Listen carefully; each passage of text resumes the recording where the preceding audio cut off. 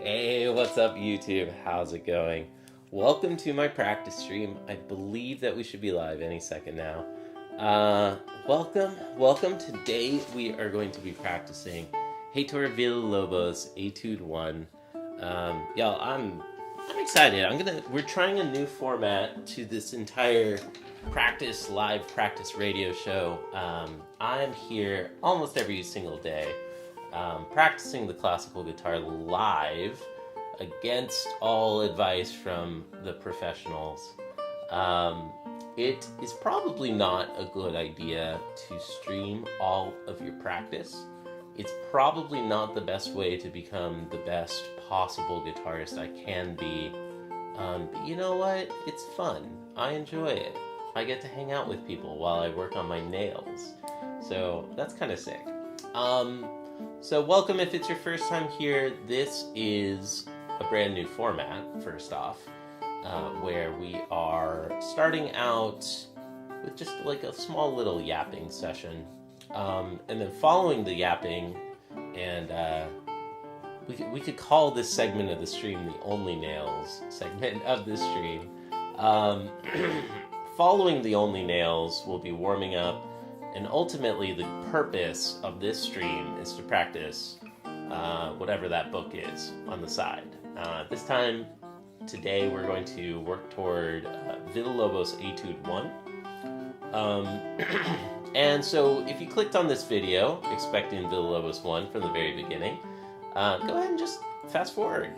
We will be practicing it, and we'll be focusing on it today. So, most of the practice session today will be on that piece. But yeah, it's a nice little chill community. At some point we'll get people showing up at some point. I promise I have friends. I have friends who I hang out with here. Hopefully, if everything is working. Yeah, okay, it does look like we're live. I just wanted to confirm that. Okay, cool. So, welcome everyone. Welcome to my Only Nails. Welcome to my guitar practice stream. So how has practice been going? It's been pretty good. I like the new format. I'm definitely practicing more privately. Practicing privately more, I should say. It's going well. I can definitely achieve deeper levels of focus and concentration, especially. I mean, I feel like I am particularly decently good at being able to make progress live on stream. For a long time, for like 5 years almost, I've streamed 90% of my practice sessions. And I only have done like a little bit of private practice. And you all have seen my scales are improving. Chris, says that I'm making progress at the rate of a conservatory student. Shout out to Chris, my awesome teacher. We are filming all of our lessons together, and this is an insane thing that we've just done. Why? Oh my gosh. I think that this is incredible. We have just released our entire series of lessons working together. It's free again. We used to be posting them totally for free publicly on this channel, and then we paywalled them to a members-only paywall, and now we've decided, you know what? Let's just go back to making them free. So, the purpose of those is to try to help promote my teacher Chris as a private teacher. If you all are looking for a private teacher, Chris is phenomenal. He's just really, really great, and you can see it from our lessons together. We are also starting to run an open mic on Sundays. I've been running an open mic for over a year now on Sundays, but what's new is that every other week now, Chris is starting to show up, and we are doing a group lesson in that open mic. So sometimes, we've done 2 so far. One of them had 2 performers, and then the other one just had 1 performer. I think for the sake of time, just doing one performer during the group lessons makes sense. So how we did it last time was one performer. Shout out to Ramon, friend of the channel, Ramon. Ramon performed a Brazilian piece that he's been playing for years, and it was really, really cool. It was amazing to see Chris just sight read this piece, and just be able to help Ramon out with that one just on the spot. That was an incredible group masterclass, studio class, one might say. Open mics are growing. They're better than ever, stronger than ever. And what else is new in my life? Oh yeah, I am practicing mathematics now. So almost every day I am streaming to a new secondary channel, JC Practices Math. Today we have a very special stream coming up. So after this one, after the guitar stream, we will be live redirecting to my own secondary channel, which is either sad or clever, depending on how you want to consider that. So we'll be redirecting over to the math channel, and I have a very special little lecture prepared today. So it's a practice stream, just like this one. It's super boring. It's as boring as it sounds. Like, how boring does it sound to just watch somebody practicing classical guitar? That sounds pretty freaking boring. And it is, and that's the purpose. That's that's what's beautiful about this. Some people really like it. You might be surprised. So if you click the VOD expecting just like, boom, tip number 1, tip number 2, 100 out of 10 service to humanity. Bro, thank you. That's gonna get to my ego, dude. Don't even dare say that. What's up, Rusty Shackleford? How are you? I don't even know what you're referring to. You might be referring to the drop of free lessons between Chris and I. Like, dude, that's like 40 videos, 40 private lessons over like 2 years.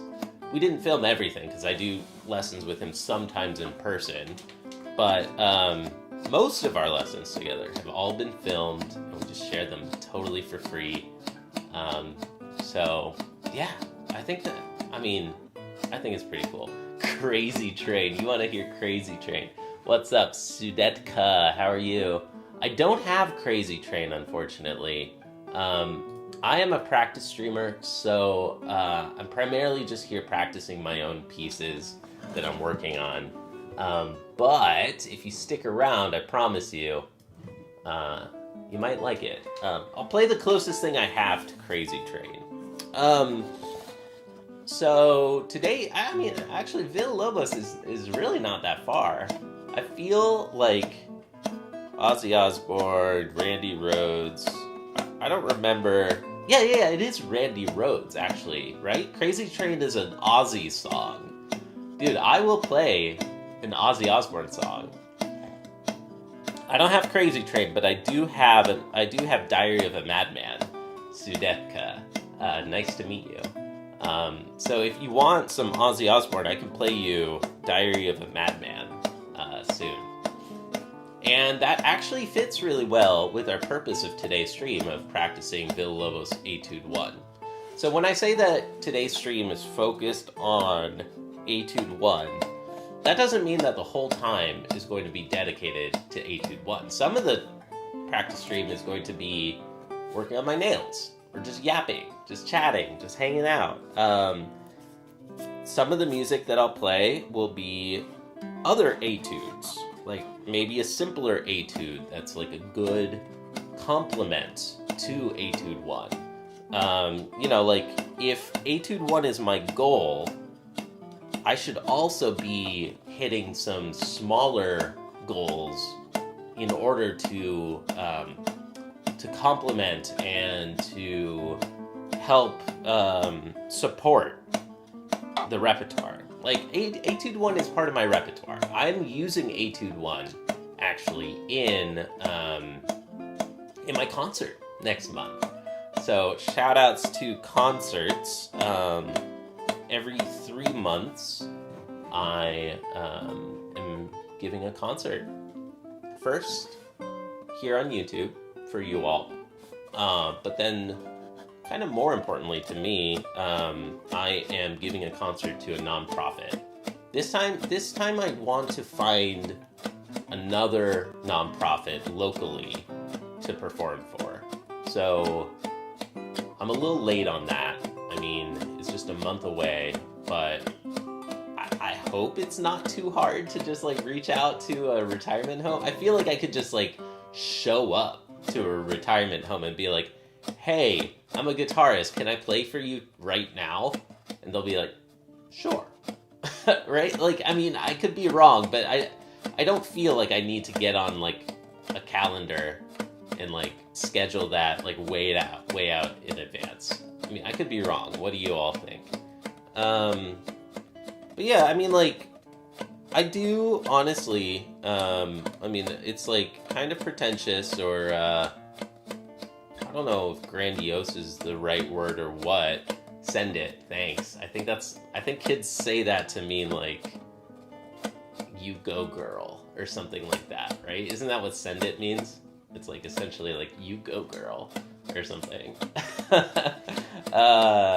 Or like, kill it, dude. Break a leg or something, or like, you got this or something.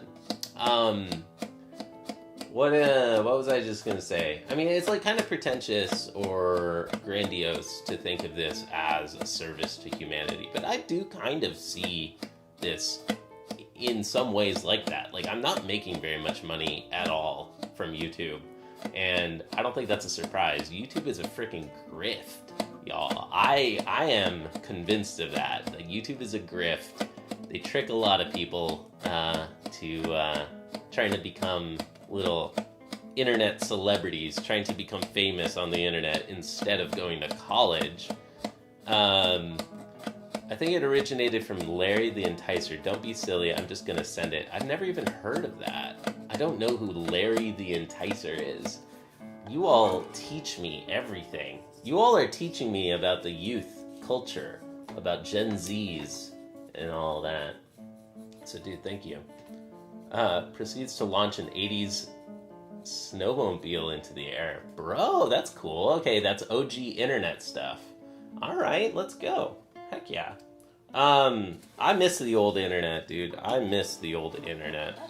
So we are still in the yapping section. We should really start getting into some guitar playing. Otherwise, the, newcomers who are clicking these videos, they've already clicked away by this point. They have already clicked away by now. So who am I fooling? What am I thinking? Like, what am I, what's the word that I'm looking for, anyways, so, where was I going with all this? I mean, I'm just, like, really grateful for this time that I have right now and the level of privilege I have to take a risk in between jobs. I mean, it might be coming to an end. I am actively looking for a new job. Right now, I just want to become a math teacher, y'all. I just want to teach, like, high school math. So I'm actively applying to roles, like high school math teacher roles, and I'm freaking excited about it. Yeah. I don't know if I completed my thought earlier about why the math stream today is going to be a special stream. I don't think I did. It's because in my linear algebra book, we're studying linear algebra in the other stream. I'm working in a breadth-first way, and I'm working kind of like in a breadth-first spiral way. We keep prestiging. We keep resetting. I'm doing like chapter 1, then chapter 1, chapter 2, then chapter 1, 2, 3, then chapter 1, 2, 3, 4, then chapter 1, 2, 3, 4, 5. Yesterday, for the first time, I worked on chapter 8. So now, today, we're going to reset. And I'm trying to figure out my flow on this. Like, how do we reset? I want to have like a special stream of some kind when we reset. Probably going to summarize chapters 1 through 8, try to give my rapid fire 10-minute introduction to linear algebra, and then go into a math lecture and like a math topic. And I have a really cool video prepared that I want to try to do live today about the Fibonacci numbers. And I think that the video will be called something like Fibonacci for Everyone or something like that. And the goal is to go from grade school math, like literally arithmetic, just practice adding numbers, adding and multiplying numbers together. And then just keep getting a little more complex until we get to college level, like studying the Fibonacci numbers at the college level. So I'm excited for this. I think it's going to be a fun stream. All right, anyways, nails should be good enough. Let's play a song. Y'all, thank you for tuning in to my practice stream. What's a good song to begin in prep for Villa-Lobos Etude 1? I think it's got to be some kind of arpeggio. Some kind of arpeggio, I think.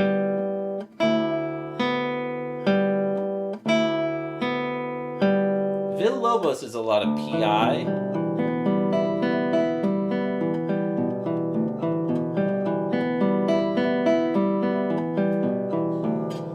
I'm in the wrong tuning. I don't know if I have a lot of PI stuff, but generally, Villa-Lobos is an arpeggio piece. It's an arpeggio etude, and it's one of the best etudes that you can use to develop your right hand. Another piece, I kind of use it like an etude, but it's really a piece of music that you can play for people. Georgie, I'm gonna get tickets for Slaughter to Prevail. That sounds pretty cool to me, dude. I've never heard of Slaughter to Prevail, but that sounds freaking sick, dude. Who's that? Who's that? Never heard of them. Okay. So I think a piece that I learned just a year ago that I wish that I had learned a long time ago. Don't laugh, but it's Spanish Romance. I think Spanish Romance is actually a very nice piece to learn for the sake of practicing and developing your arpeggio technique. It's actually quite useful, I think, as a preparation toward tremolo. So I'm going to go with Spanish Romance for song 1 today to warm up with. I'll check them out later. Yeah, for sure. But for now, here's Spanish Romance, y'all.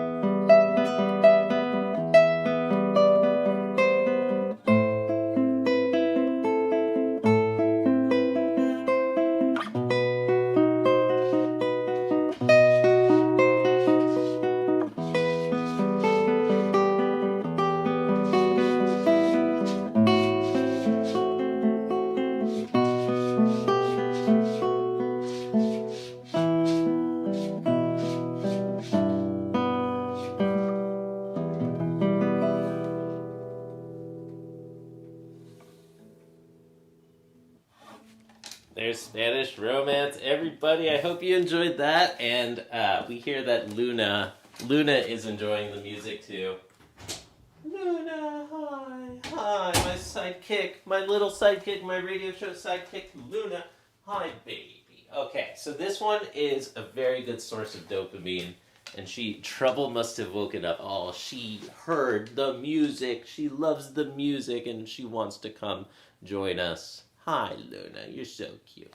Oh, yes, thank you. She's like, oh, it's time to cuddle. It's the guitar time. It's time to cuddle. She wants to be on the internet. She wants to be famous.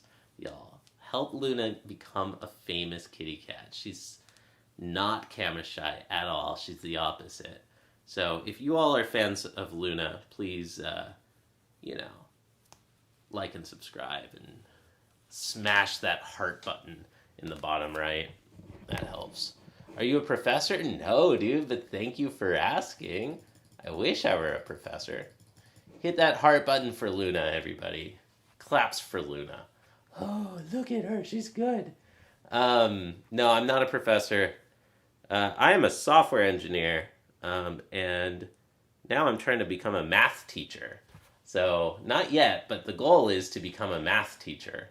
I'm a hobbyist guitarist. I love the guitar. It's a hobby. I don't want to freaking try to make money off of it. That's stupid, dude. Hi, Luna. Good luck. Thank you, dude. Thank you. Oh, she's in the full cuddle puddle right now. She's just like, oh, this is the best. This is the best cuddle. Oh, baby. Okay, so she will be our source of entertainment, background entertainment, as we get into the more boring practice stream. Good luck. Math and physics is inevitable. Dude, I love math and physics. I almost got a physics minor, but I decided to take another frickin' philosophy class. I decided to complete my philosophy minor instead of my physics minor. I don't think that was a wrong decision at all. I mean, I think philosophy has added more well-roundedness to my life. It has added more to my daily life by far than physics. So I probably wouldn't be here if I didn't study philosophy, and come to grips with not making money and just being like, it's okay. Pursue it for the art, for the passion, for the meaning, for the pursuit of truth. All right. Okay, so that was Spanish Romance. I think it's a good way to warm up right now. And Spanish Romance,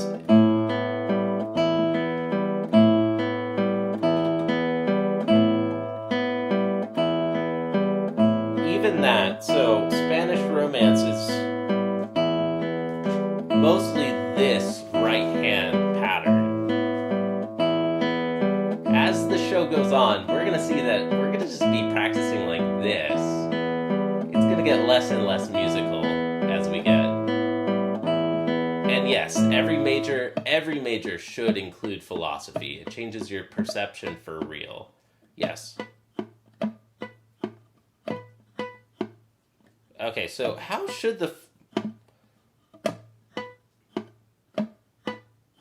there's the functioning arpeggio. So, A, M, I, when I plays, the middle and ring exchange, and the middle and ring relax. And Luna is interrupting. Okay.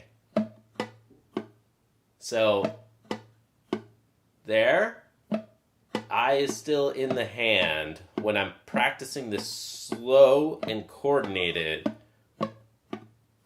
that's the right hand pattern.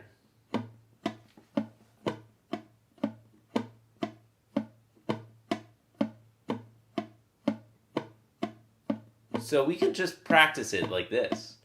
Dude, this is a good way actually to practice any arpeggio piece. And we'll be doing it like this for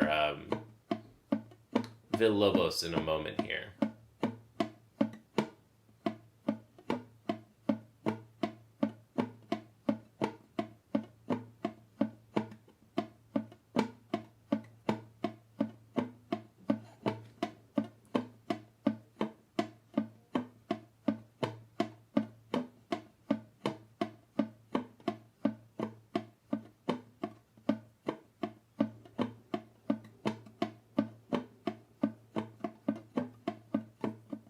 See, okay, and then right there, that time that I did it, over time, I feel my middle finger starts to curl, and sometimes it curls and it misses the string.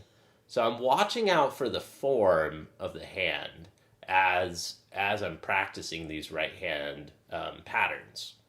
Like I'm really watching and trying to feel and notice exactly when does the middle finger start curling and not fully releasing on the release.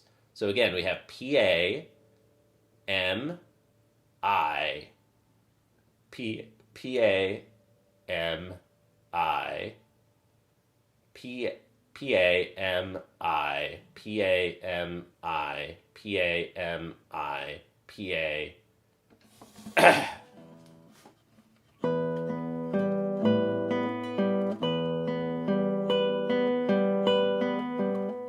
I guess I'm doing a slightly harder version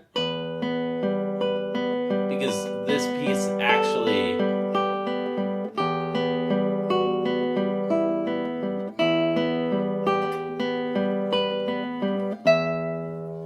this piece actually does like PA, MI, AMI, AMI. So it doesn't play the thumb as often. Hi, Luna. Let's try to get a thumbnail. Thank you, Luna.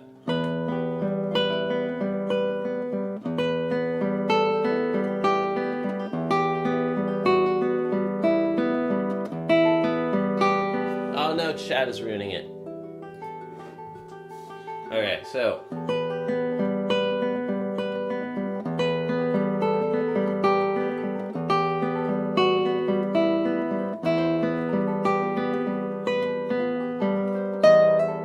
oops. That's not what I meant. Alright. So also when the index finger releases, I'm having a tendency to overextend and kind of straighten out. I'm really trying to watch and feel that it's only action happening from the large knuckle as I release the fingers. It should be from the knuckle. There shouldn't be this kicking out of the index finger. That's another challenge that I tend to have.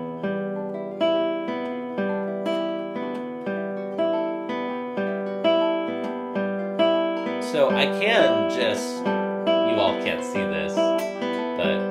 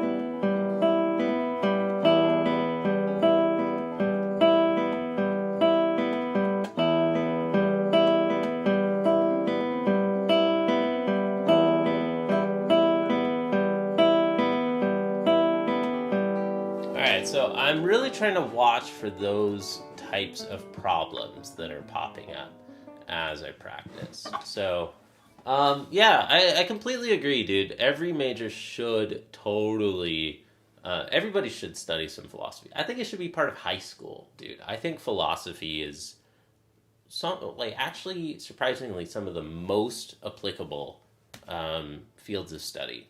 Like, especially kind of the more bread and butter undergraduate level philosophy.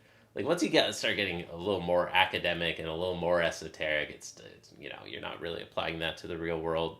But just like the basics, Aristotle, Plato, Kant, Descartes, Kant, frickin'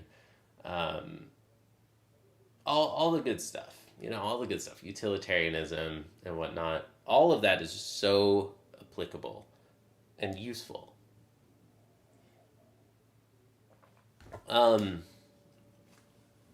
Yeah. To like daily, everyday, little moments of your life. Not for a job. Nobody pays you for that, for the most part. But it's applicable in being like a well-rounded human.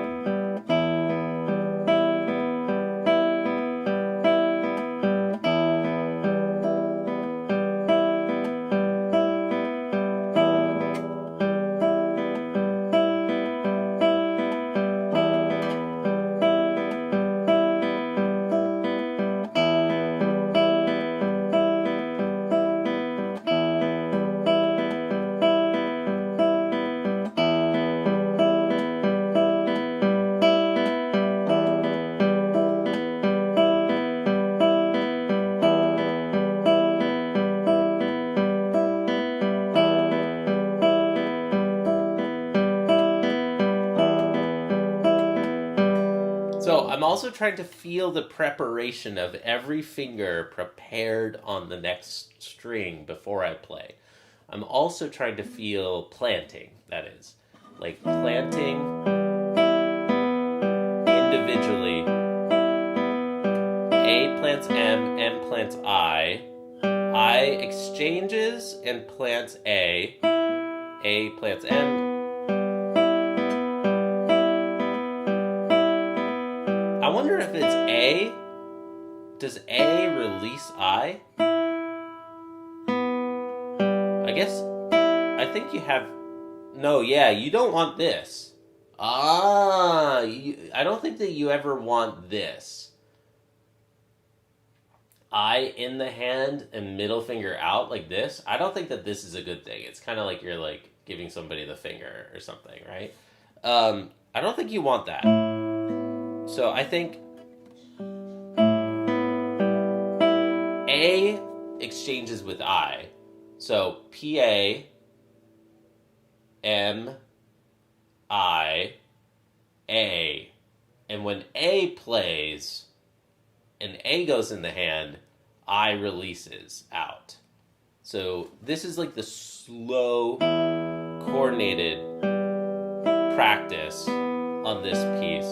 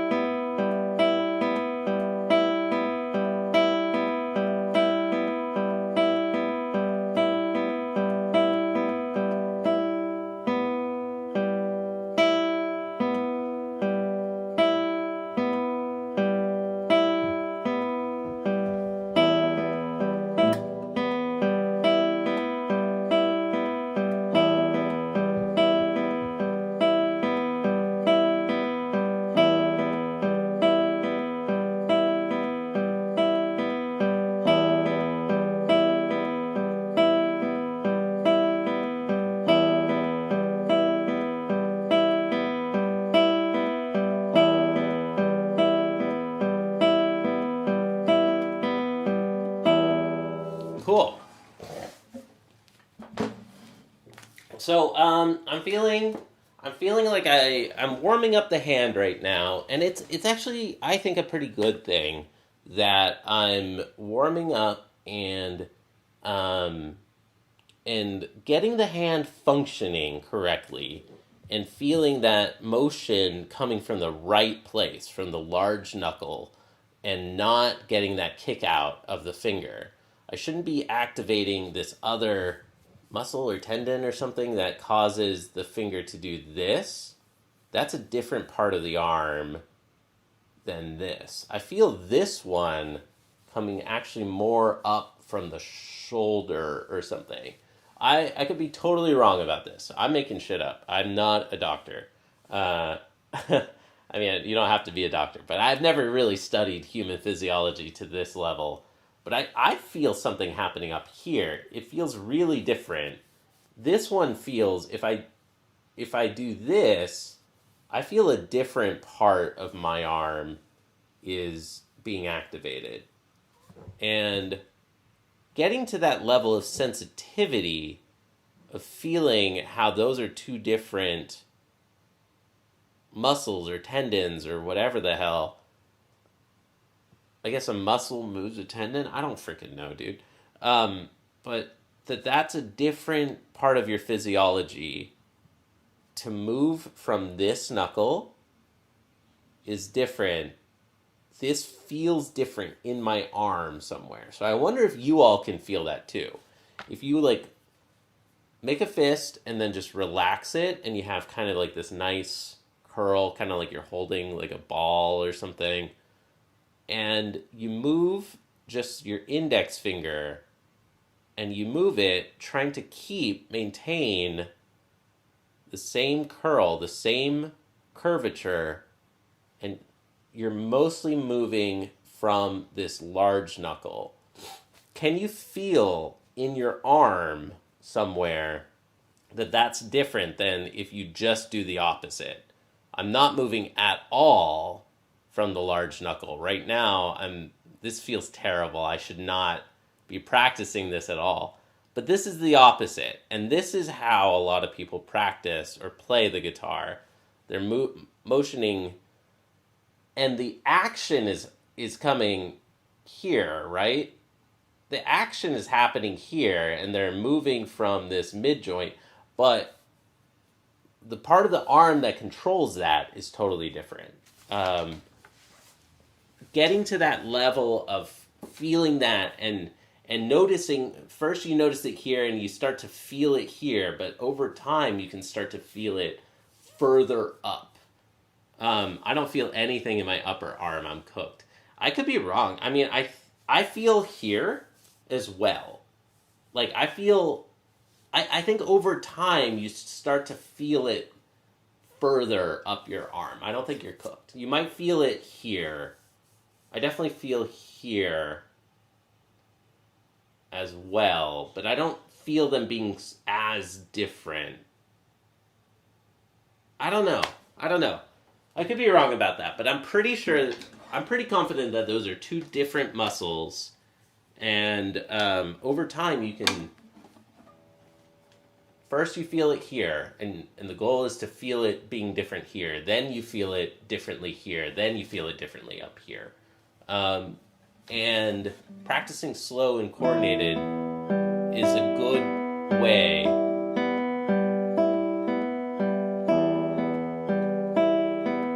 to spot those issues.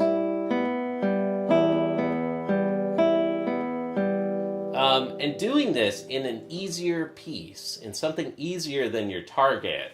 Again, target for the stream is Villa-Lobos Etude 1. I think, personally, it's a really good way to warm up and practice. Because it's still the same fundamentals that I'm looking for, that I'm going to be employing in my repertoire. The human body is amazing, quite the machine. Yeah. Yep.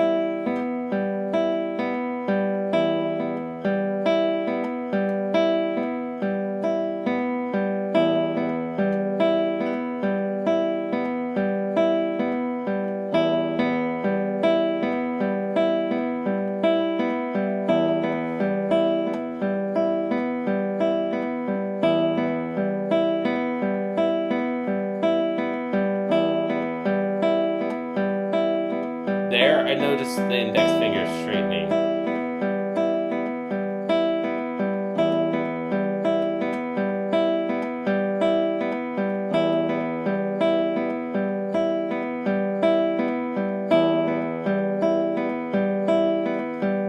Can I do it without watching my hand and do it with my eyes closed and feel?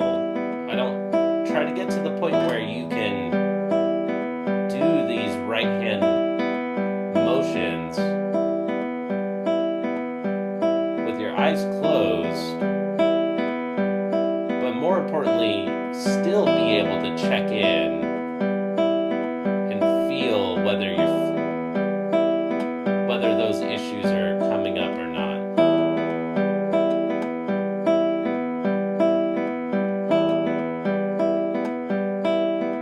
I felt my index finger straightening a couple times, and I really wonder if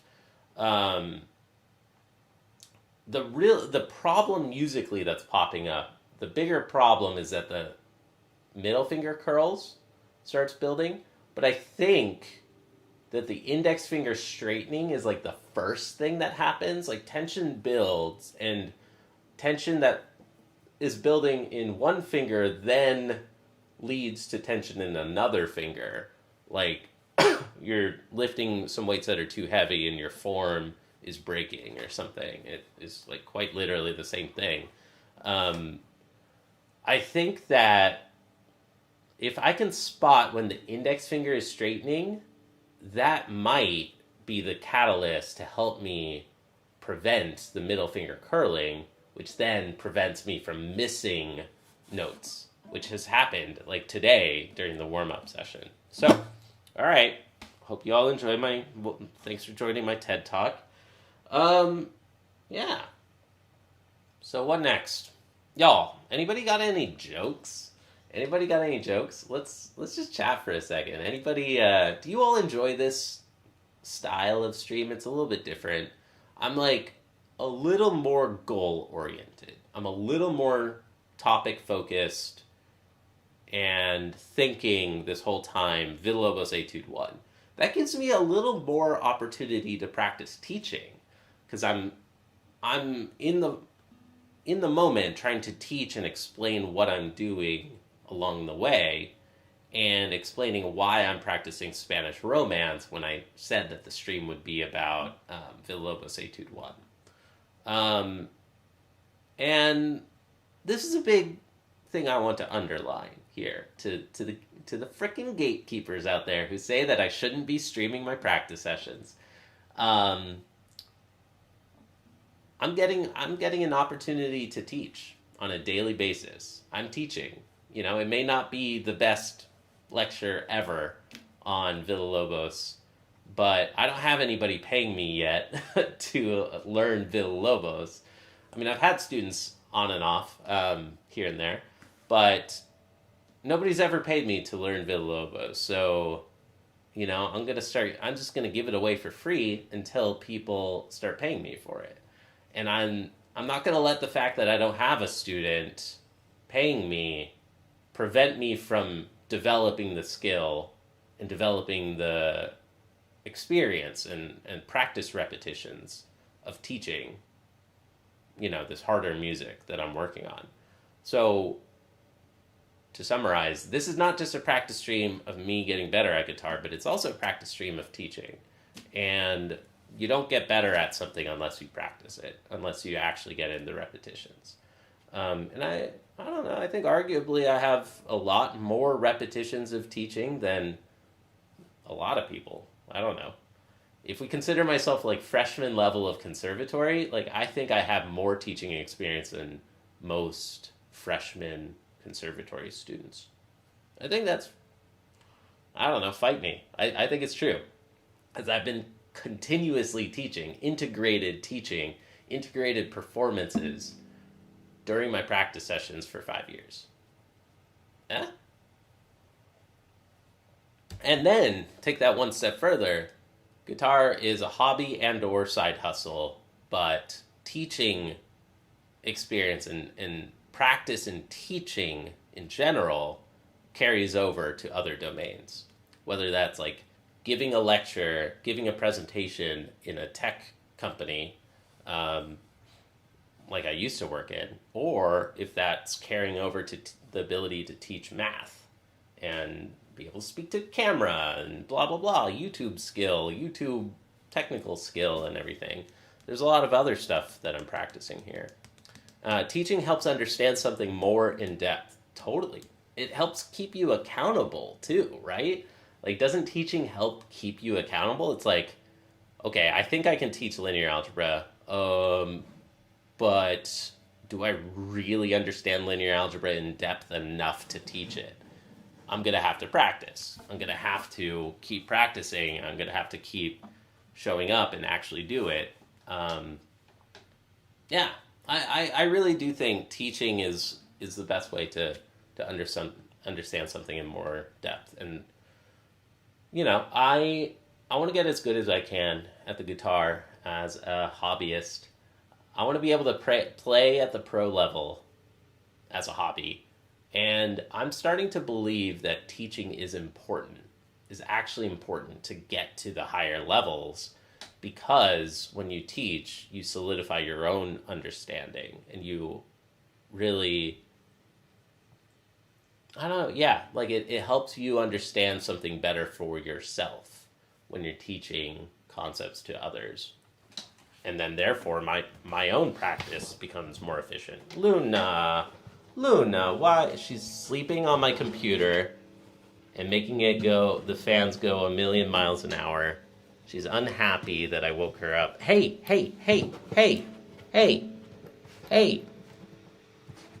Okay, I hope that we come back. Can you hear the fan going like crazy? All right. I think that we're back. All right.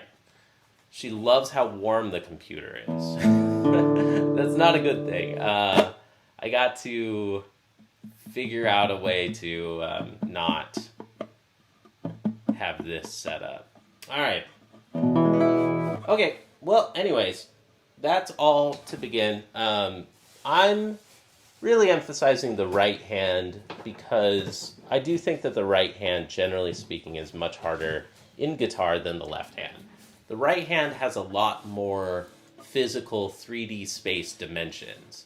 You're moving up and down this way. You're trying to make sure that you're not going down. Your arm, like your wrist isn't like curling down, it should have the appropriate amount of arch. You know, you could be going this way or you could be going this way. You can be rotating your wrist. And just the action of the finger, maybe it's the same technically as here, but you have more distance, I think, that you need to cross. Over here, I don't know, your hand, it's much more one-dimensional. Like, yeah, you move your arm up and down, but the action, the way that you press down on a fret, it's much smaller. It's just this. I don't know. The right hand, you have more going on in 3D space, I feel. I don't know how to describe that better. I need to practice that explanation more. But I just wanted to point out, this is one weird trick that I learned from Sam Griffin, and I really like it.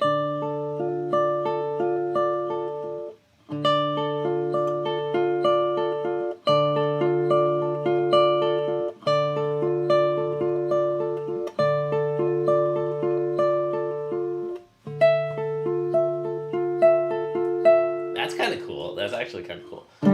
So I put a capo on, and what's the purpose of that? I can add the left hand.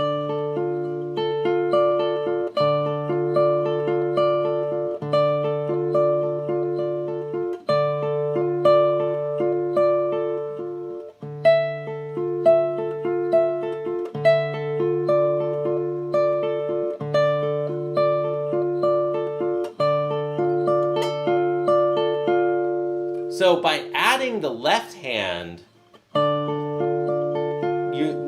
you're having to split your brain into two different motions, and you have this coordination of both hands at the same time. Keeping the sound consistent, the same pitches, is helping me hear when does the hand start tightening up and when does it stop functioning the same? Because it should be the same as when I just practice right hand only. It also gives you the benefit of like figuring out the right hand pattern.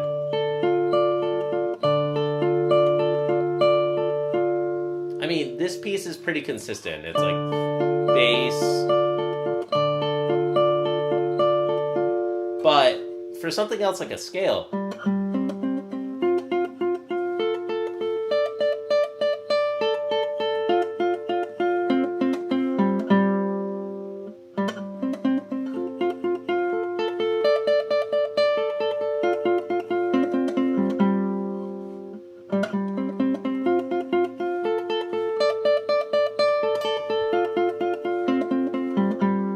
I like using the capo trick to be able to figure out, like, oh, how many times do I play here? Da, da, da, da, da, da, da, da, da.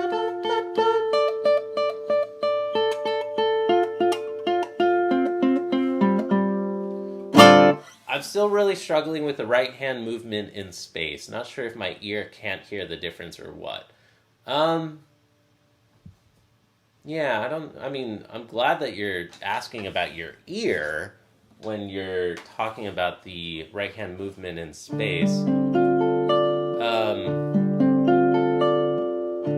Because there is a connection, right? Like I just said, maybe you're noticing when your hand is tightening and you hear that tension coming out in your playing. I really think that the capo trick is a really cool way to try to frickin' Luna! She's enjoying the warm MacBook. Okay, so yeah, capo trick, really cool. Now, this is going to be more useful for Villa-Lobos 1. We're finally getting to Villa-Lobos Etude 1 now.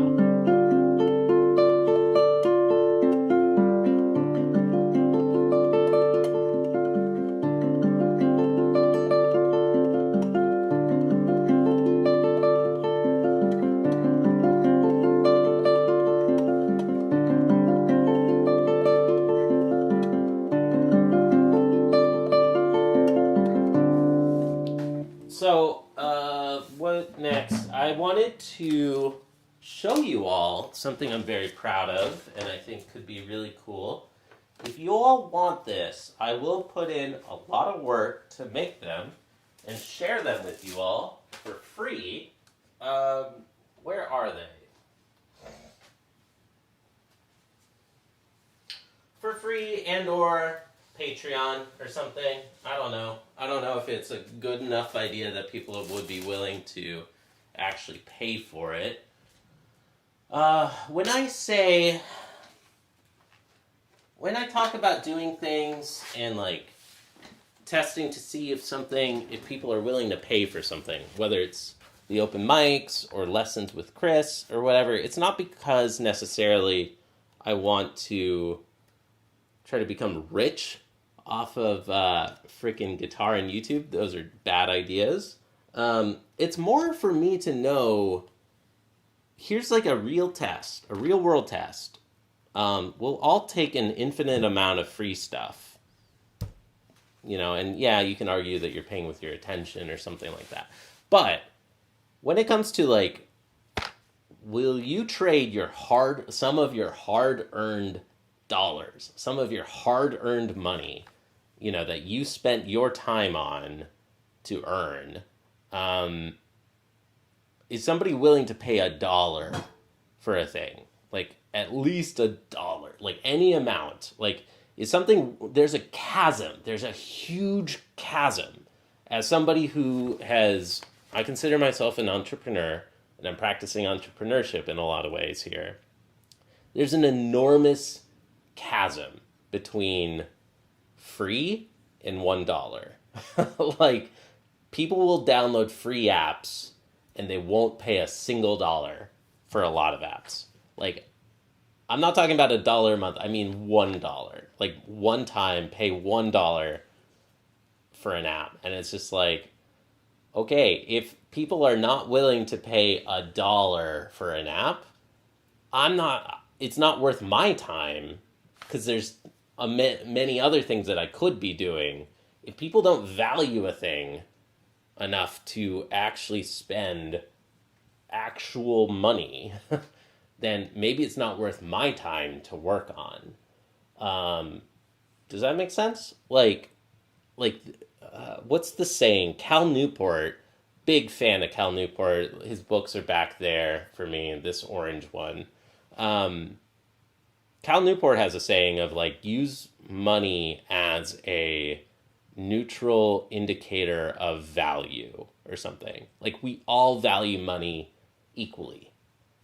Generally, like, yeah, we all value money approximately equally, and that is the only way to really truly measure if something that you're working on is valuable.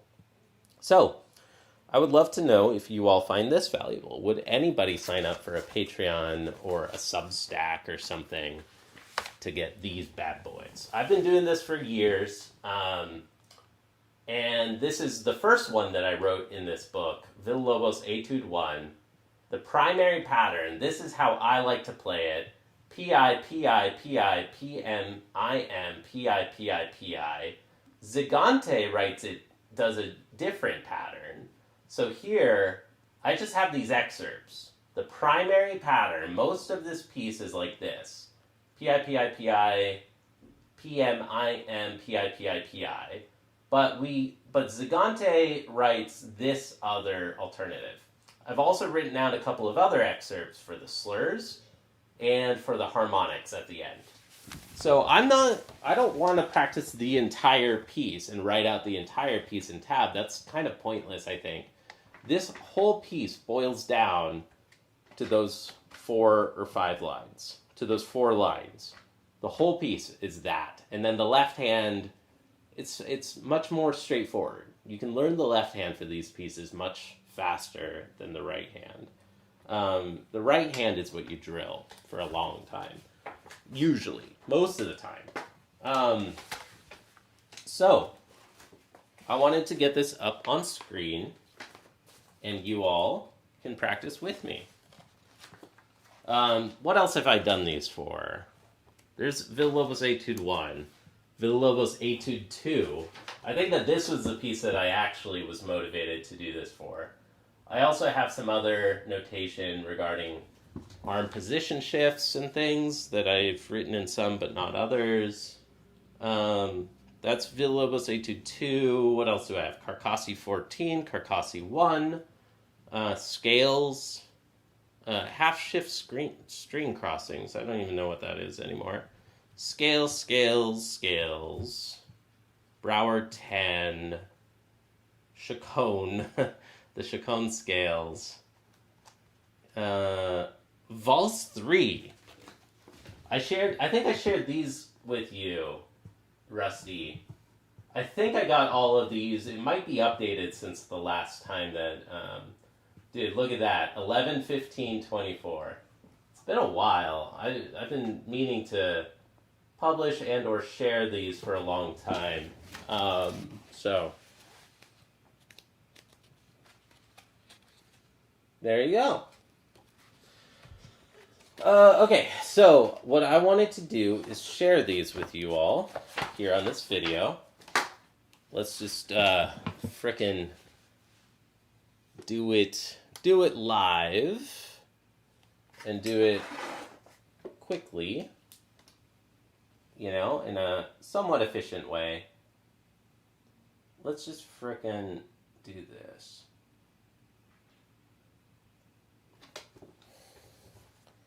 Got a photo, let's airdrop it over. That's pretty slanted.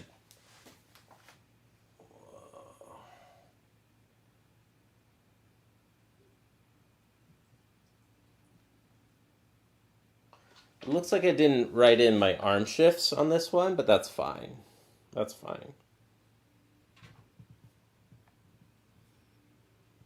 Yeah, what is this saying? Use money as a neutral indicator of value. It's like a super good idea. Um, if my goal were to make everything free, I would still do that. I would still work on the things that people are willing to pay for to know if I'm working on the right things, and then make it really, really good, and then make it free, and then move on to the next thing. Like it's a cool idea, I think, because it helps me know what is valuable when I have 20 ideas of things that I could work on. What are the things that people really want to see? Right hand patterns.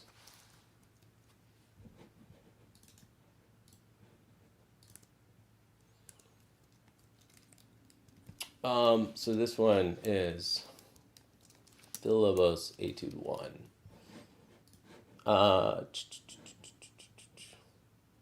So,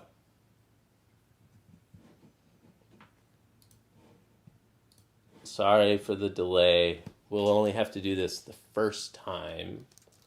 Image, right hand, patterns. Let's add. This is going to be huge. Oh my gosh, that is humongous. Sorry. Oops, why is it doing that? It's not what I... Well, what the hell? Okay. F it. We'll do it live. We'll do it live.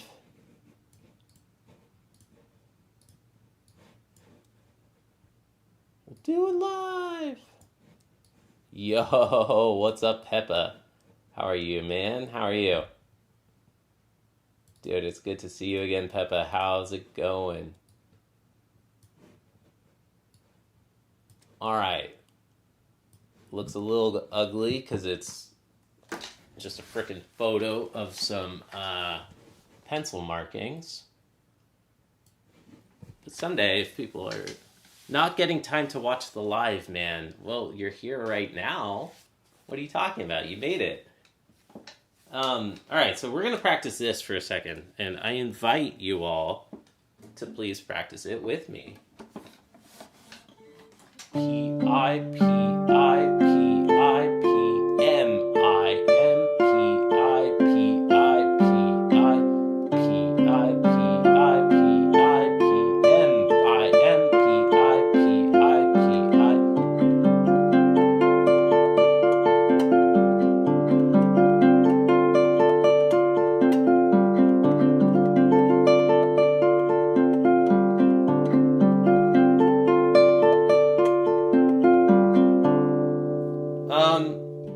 Capo. Why am I using a capo? Different reasons. We can add in the left hand without changing the pitch.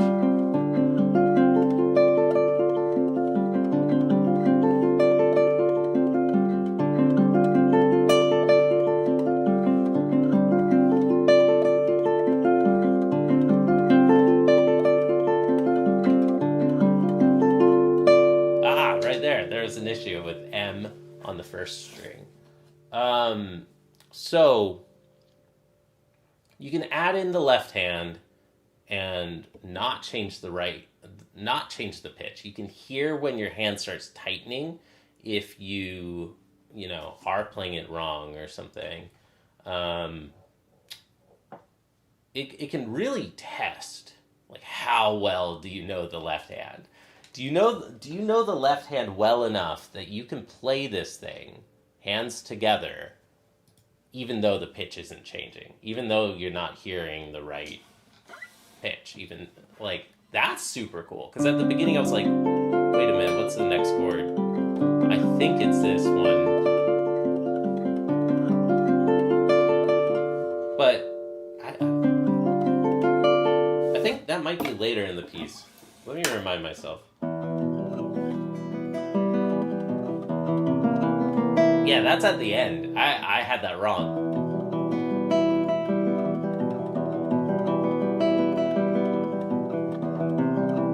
What is the next one?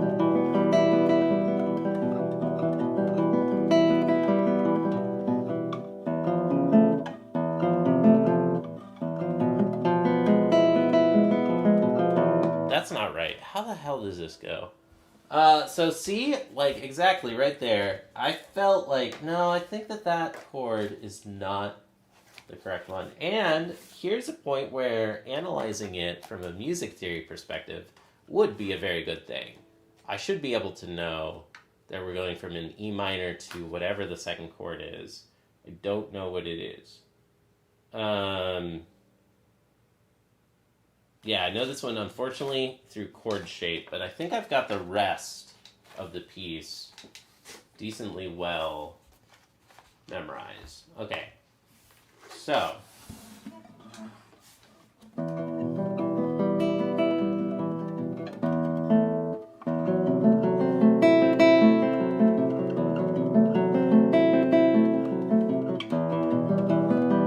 There we go. All right, so.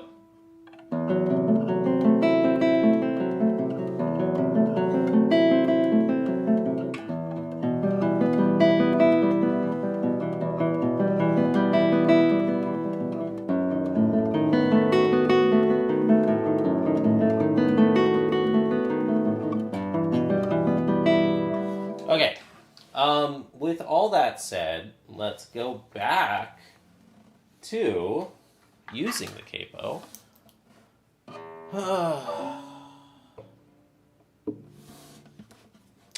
Peppa, not getting time to watch the live, man. But can you watch today? Are you still here, or did you dip out already? Bro, Peppa, it's good to see you again, man. I hope you're doing well.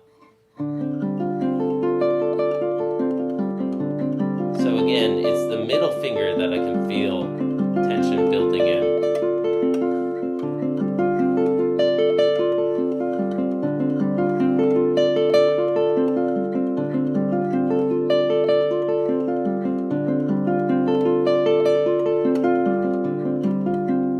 Yeah, I can feel that middle finger tension building to where I have this kind of curl building up. Yeah, so this tab paper, I didn't write them in, but in my actual music, I've written this in. It's P4I, P3I, P2I, PM, PM, PI, P3I, P4I. And if you're curious about what I mean by P4, P3, P2,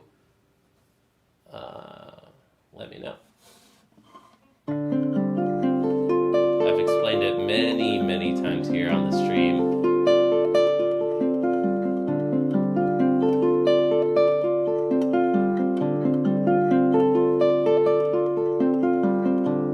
That some people might be watching these VODs, I need to know if people want to hear about that.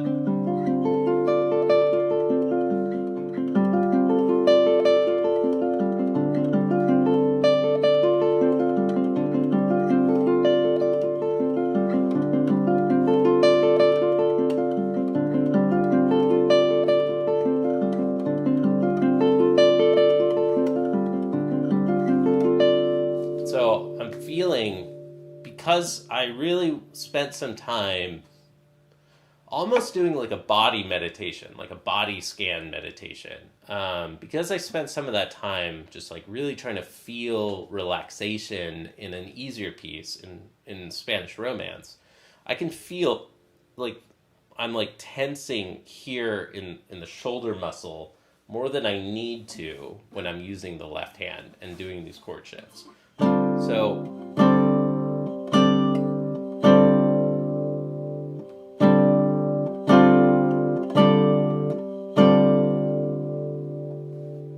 I want to be able to get these first chord changes.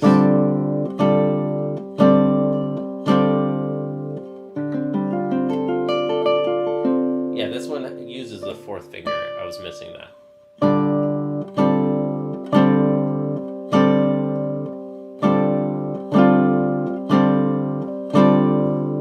So let's just feel relaxation.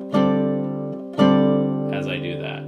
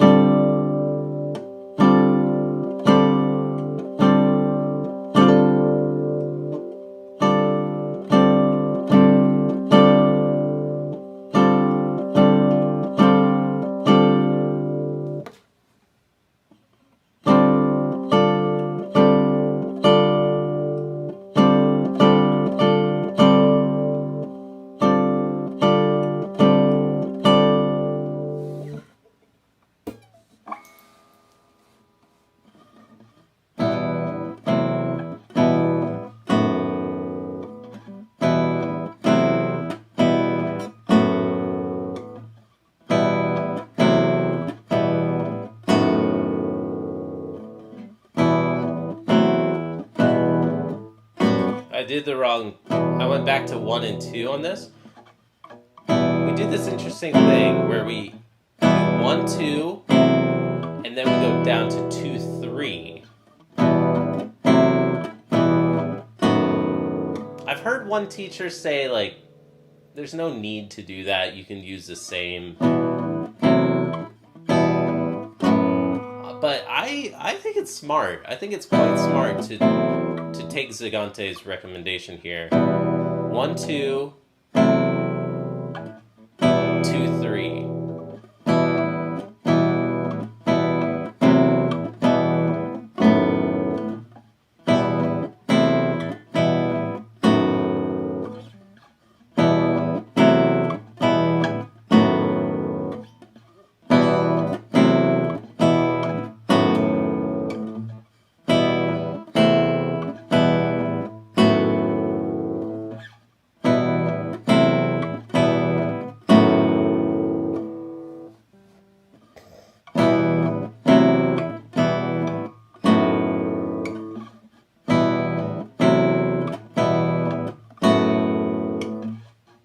Okay.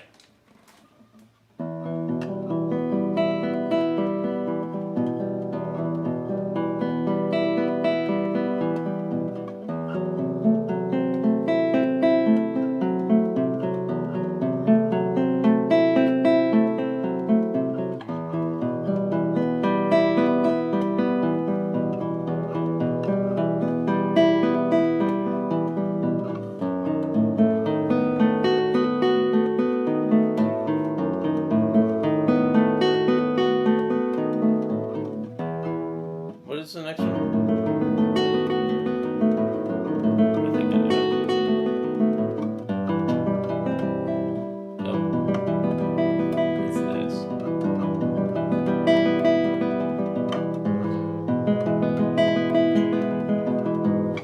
Okay. That's a bit too much. I will play along same time as you for my warm-up. Hell yeah, brother. Dude, good to see you, FTCG. Sorry I missed you last Thursday. Total miscommunication, my bad. I should have checked my phone earlier. Actually questioned why those right-hand fingerings. Dude, yeah, good question, man. What do you use? Because this is Zigante, and I like it. Oh, wait, no, sorry. This is not Zigante. This is what my first teacher, Mark Simons, and Chris, I believe, have both recommended as an alternative to Zigante. But what do you use? Do you use Zigante's one with MA? It's kind of equally on both of us, you know? No worries at all. Like, you did text in the morning, and you double texted and everything. I was just, I was streaming math, and I was, like, super locked in, apparently. I actually tried to go into the stream, but didn't see you streaming. See, that too. That's also just like another thing in the mishap. I was streaming math. At that part.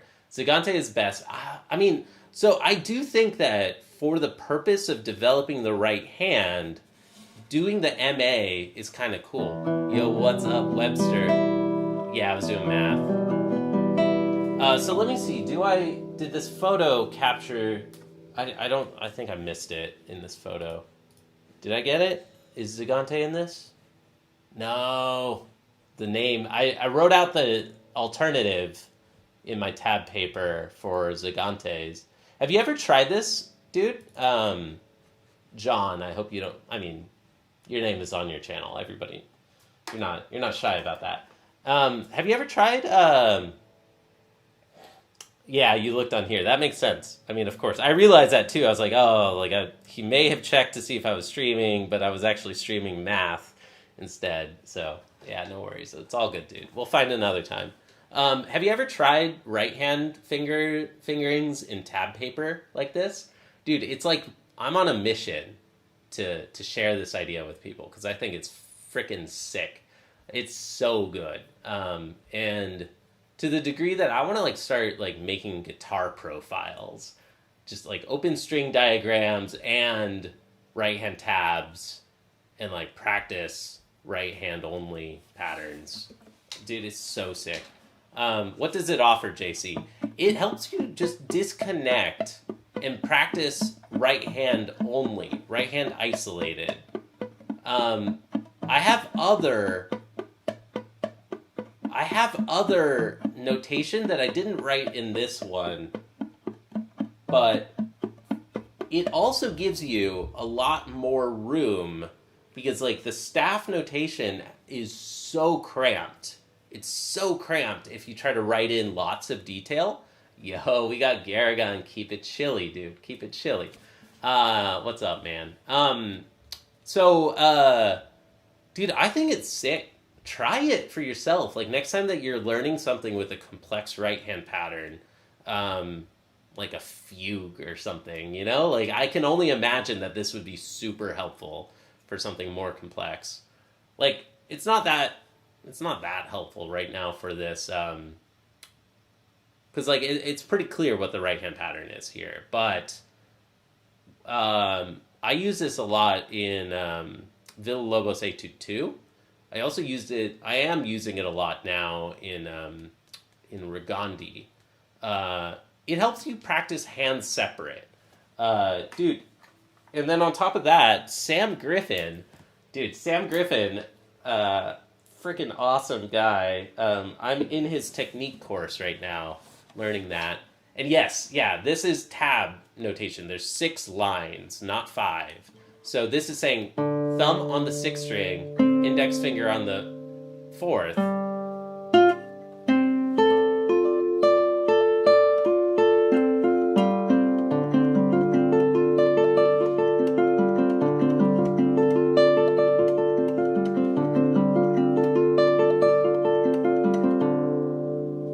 So it's a way to isolate right hand on the guitar. I believe pretty strongly that we should be offering like hybrid tabs and standard notation publications for classical guitar music. I want staff notation with pitch in line 1 and do like a grand staff kind of thing. Like line 1 standard notation is the left hand. Line 2 below that, tab notation with a complex right hand diagram like this. I think that we should be writing our right hand fingerings in tab on a totally separate line, not like cramped right above. You can, but then what I was going to get at next is that if you want to write in damping and you want to write in arm shifts and like other details that the right hand does, like this gives you a lot more space. This gives you so much more space to do that. Okay, you lost me on this. You lost my vote. I'm sorry. I think it's a cool idea. I mean, it's my pet passion project. I mean, not only to do like you should be able to play just from staff notation, but when you're practicing isolated and you want to practice a segment of a piece hands apart, like right hand only, dude, having this is so sick. Like scales.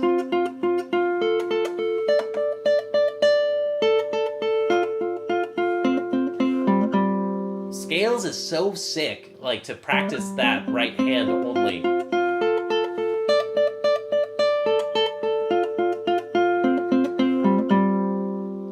so freaking sick. And then Sam taught me this idea. Use a capo first to add more tension to the strings. I mean, it's not as much as like sticking a sock in there or like a mouse pad or something, but it does add some tension.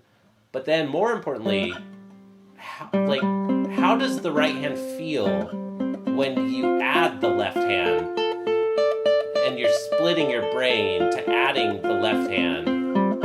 Does it feel the same and sound the same as when you do right hand only?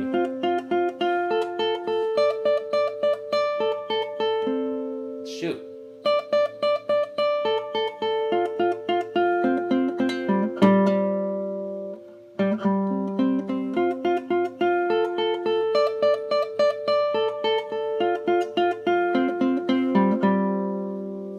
Maybe, but it's very, very light, maybe. What do you mean by very, very light? I think it's sick, man. Try it next time that you're playing something actually complex. The benefit here is not as obvious, I feel, right now. But give me a second and let me see if I have another one. Because then, and you can, obviously you can write this in your staff notation and it's not adding that much, but like separating the notes and just seeing the right hand pattern exactly on the right strings, I think helps you isolate just practicing only the right hand. Where is this other thing? Where's Regandi? Where's my Regandi excerpt? Here we go, this one. It's going to take me a second more.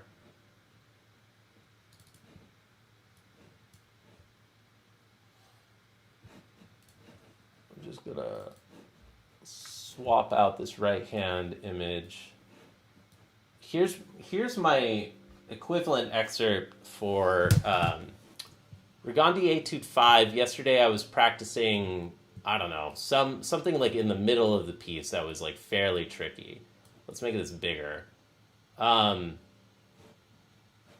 you're not going to be able to see my right hand that well unless let's freaking do it live. Let's do it live. Okay.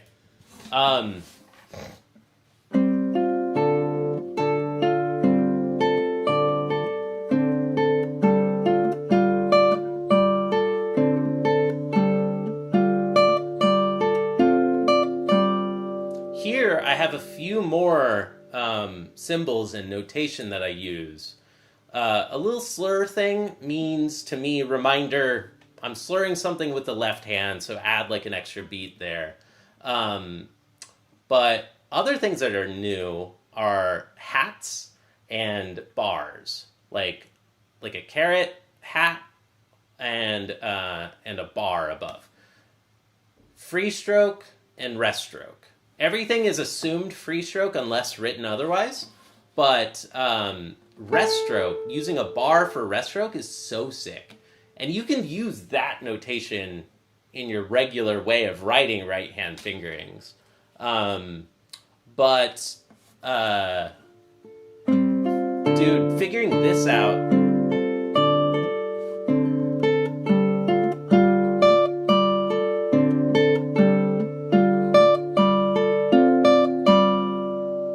Hey, what's up, Javesh? How's it going, bro?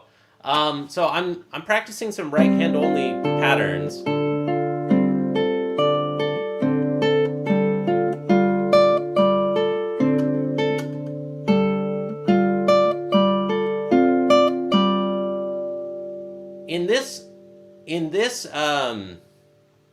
In this excerpt, I'm doing this like A, repeated A is kind of an issue for me, but you do have that slur. So, but it's really worth it because you can see very clearly that I'm going to do this descending arpeggio, right? And then what's the argument for the M bar in measure 2 here? What's the argument for M bar? I can see directly from this pattern. Well, the argument is that M is now prepared on the third string. Like, a rest stroke M there, like, you can see it from this tab notation so much more clearly that I have that middle finger rest stroke to the third string, and then it's already prepared there. Same thing for this M, for this rest stroke M, preparing for this free stroke M. Now this, I just need a reminder to myself, play that one free stroke. But what's amazing is that yesterday, I found by practicing here, like right hand only and then adding the left hand, I was like, why am I doing a, I don't even remember how this excerpt, what is this? Yeah, it's this.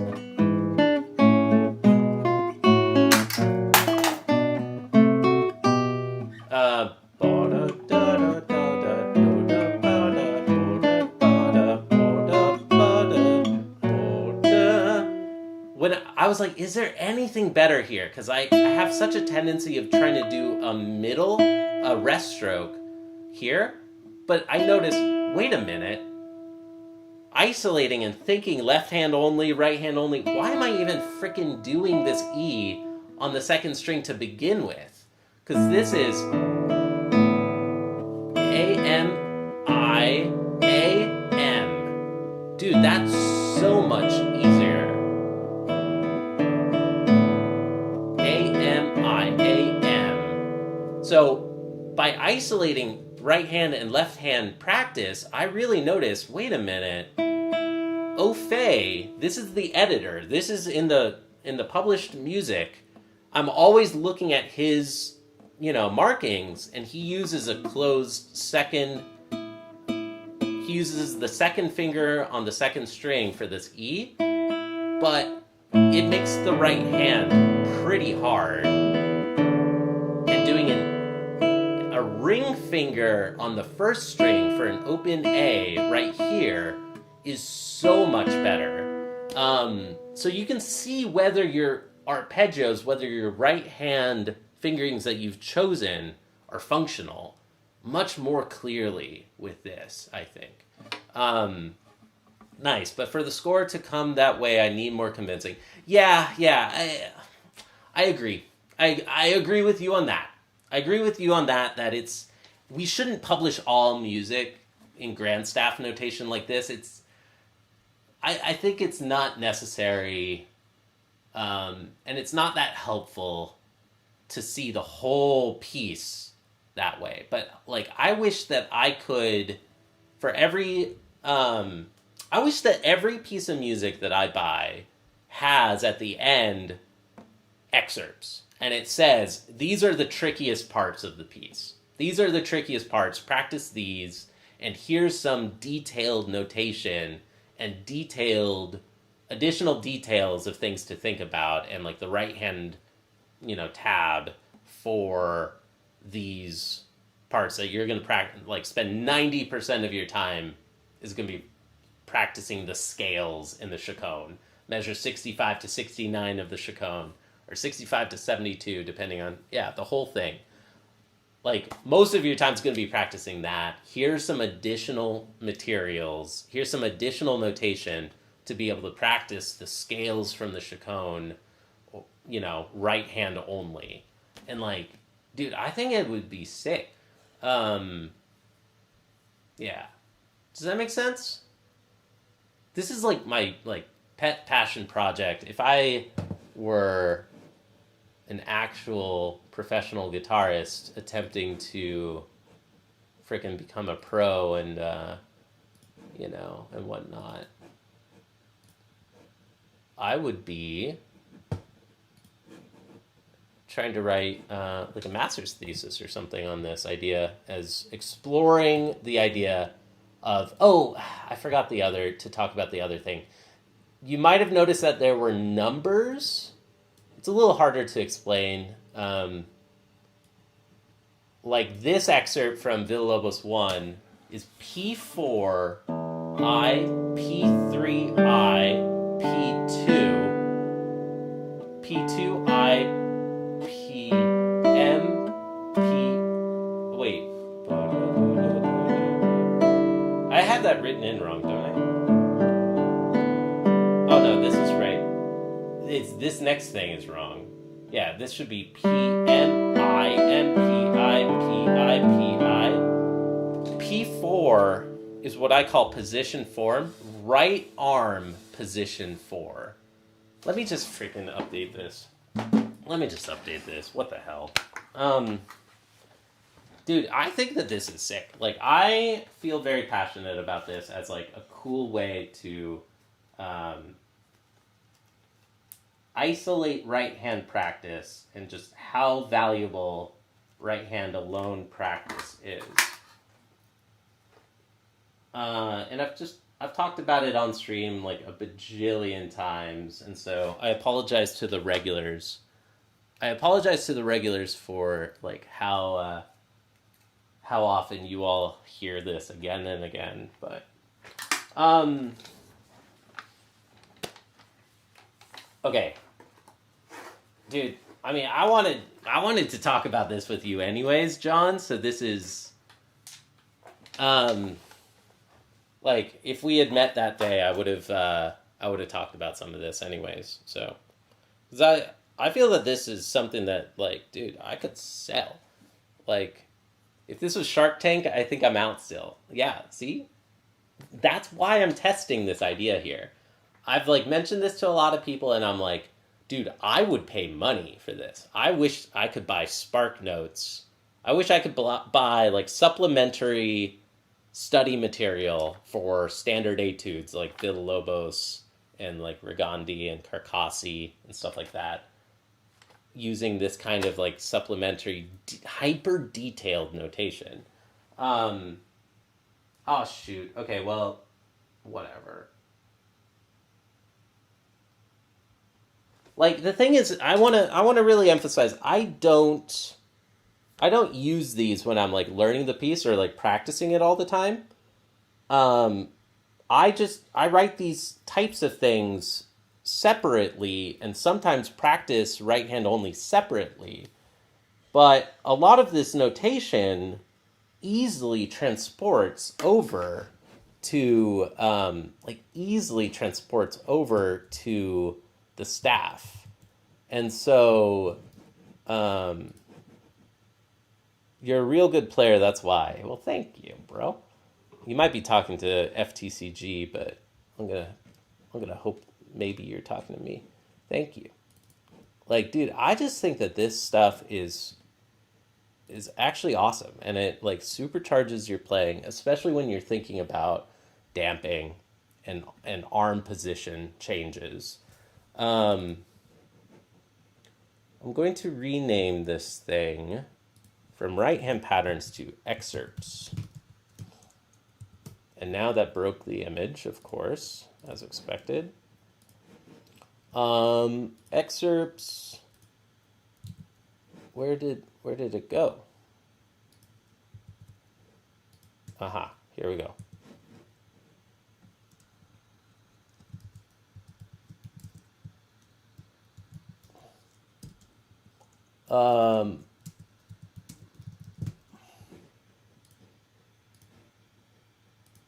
Here we go. Here's Villa-Lobos Etude 1. And this is my sheet music. These are my fingerings right now. I just wanted to get to the last piece of notation that I find very, very useful. What are the numbers here? What do those? It's to you, bro. Well, thank you, dude. See? Social media is worth it. What are those numbers?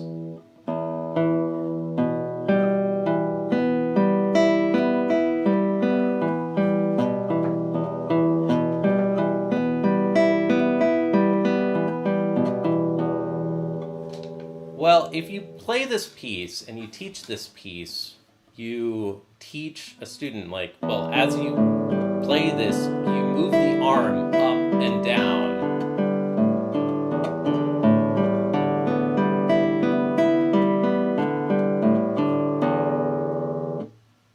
calling these position 4, position 3, position 2, and then notice that there's not another position shift. Here, the next position shift is back down to position 3 and then position 4. P is thumb. P doesn't mean position here. P is thumb. But I play the thumb in 4th position, and then later I play the thumb in 3rd position. Then I play the thumb in 2nd position, and then much later in this beat, I play the thumb in 3rd position, and then I play the thumb in 4th position. So what I'm marking is, when do I do the arm shifts? It doesn't mean strings. It doesn't mean play the thumb on the 4th string at the beginning. Like, that's not the 4th string. I play the thumb on the 6th string, playing that E. There's only one way to play that low E. But the arm is in the neutral position. If you call, like, making a fist, putting the arm on the guitar, put the thumb on the 4th string, and then relax the fingers. The fingers, this is what I call 3rd position. Why is it 3rd position? It's because I build my arm position based on where the index finger is. The index finger is on the 3rd string right now. The thumb can move backward, but I shouldn't move my arm if I'm playing here. The arm shift happens when I want to play the index finger on a different string. Position 1, position 2, position 3, position 4, position 5, position 6. So you see how my arm is moving. Yeah. I hope that makes sense, y'all. So, any questions? Class? Any questions? Yeah, I geek out about this stuff. There's another thing that I use for damping and thumb preparation. I use X's, and I'm just going to save that for another day, because these excerpts I don't write in any X's. But okay, so let's get some real practice with a metronome for a little bit, and I'm only going to be practicing this primary arpeggio pattern.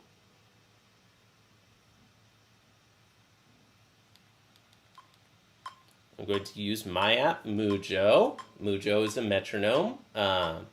It's not just a metronome, but it adds timers. It adds repetition counters. It adds a whole bunch of really cool tools that professional musicians use. Like, instead of using a separate timer, why don't you just use the timer here? And then if you're a little more hardcore like me, you also take notes. You also take notes, like in a journal. Well, you can take notes right here in your metronome. And then, if you're super hardcore, nobody actually does this in the real world, because it's too cumbersome to do. But if you have timers, dude, why don't you just, like, log all that time? And why don't you get practice logs? And why don't you get data? And, like, you can track, like, how many hours a day are you practicing on average. Over the last 30 days, I've practiced an average of 1 hour, 17 minutes. And it's so easy to use, because all it is just using timers. Like, dude, I can't overemphasize how much this app has simplified my life. So, I hope you check it out, mujoapp.com, or mujo.app.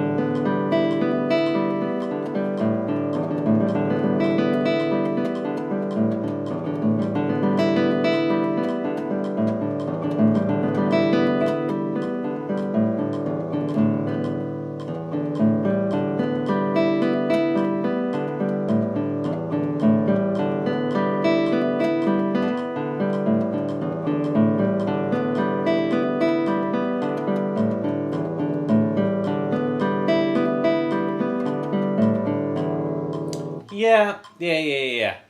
Dude, I agree with you, John. That's a step too far to say that guitar notation should be in grand staff, left hand, right hand.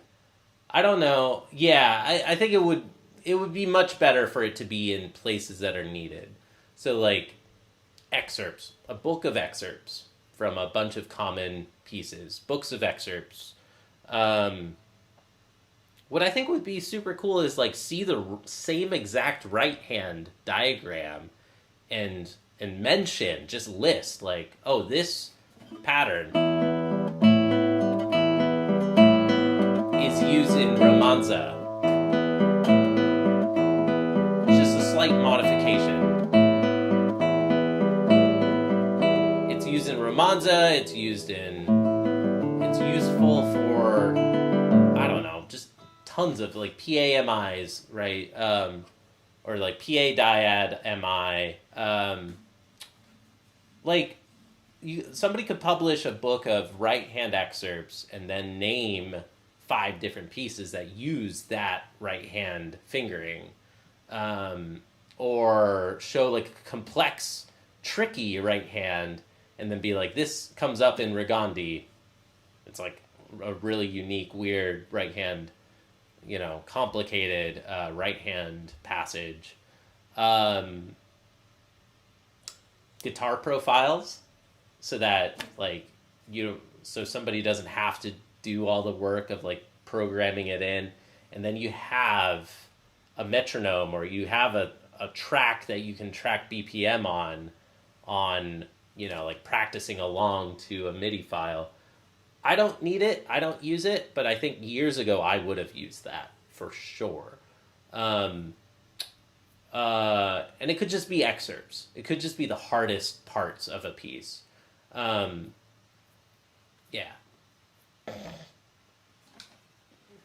Now,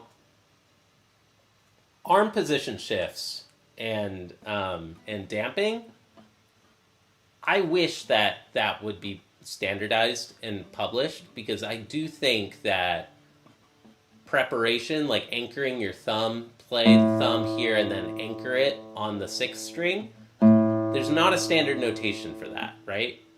That's different. Even if you do a free stroke thumb, preparing it on the 4th string next, as opposed to preparing it on the 6th string, as far as I know, there's not a standard notation.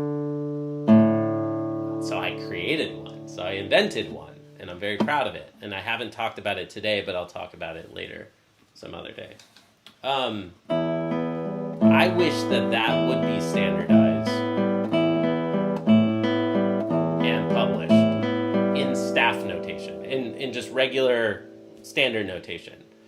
I wish that it could like be an option or something to have extended notation for at least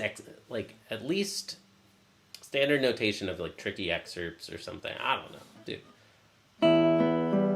We could talk about it sometime, because I think that this would be a really cool project to work on.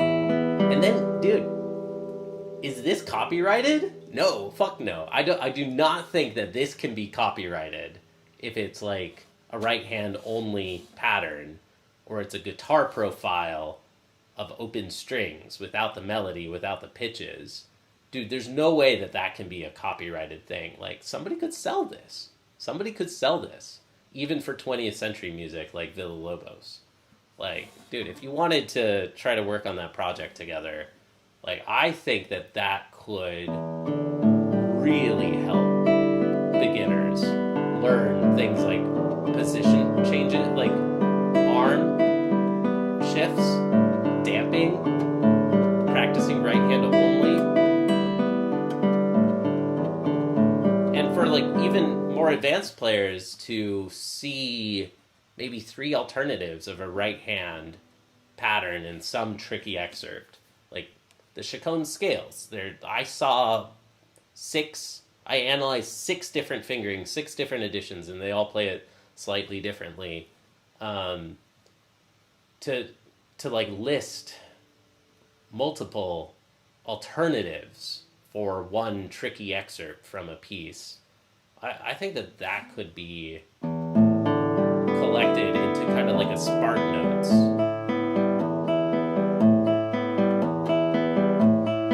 So if it's Shark Tank, you're already out, but I wonder if I've convinced you a little bit more.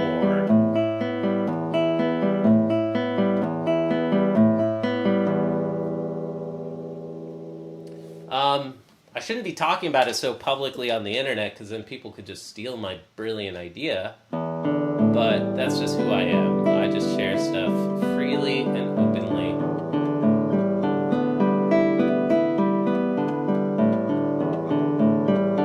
Because guitar is my hobby.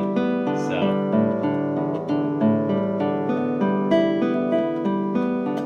it would be cool if I could make guitar a job, but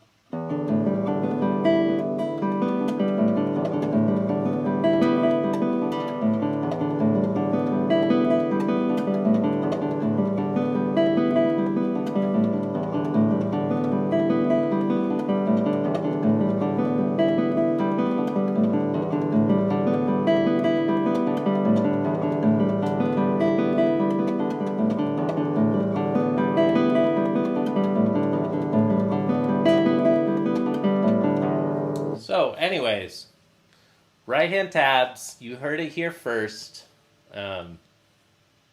Cheers, y'all. Okay, so we're gonna practice Villa-Lobos Etude 1 a bit more.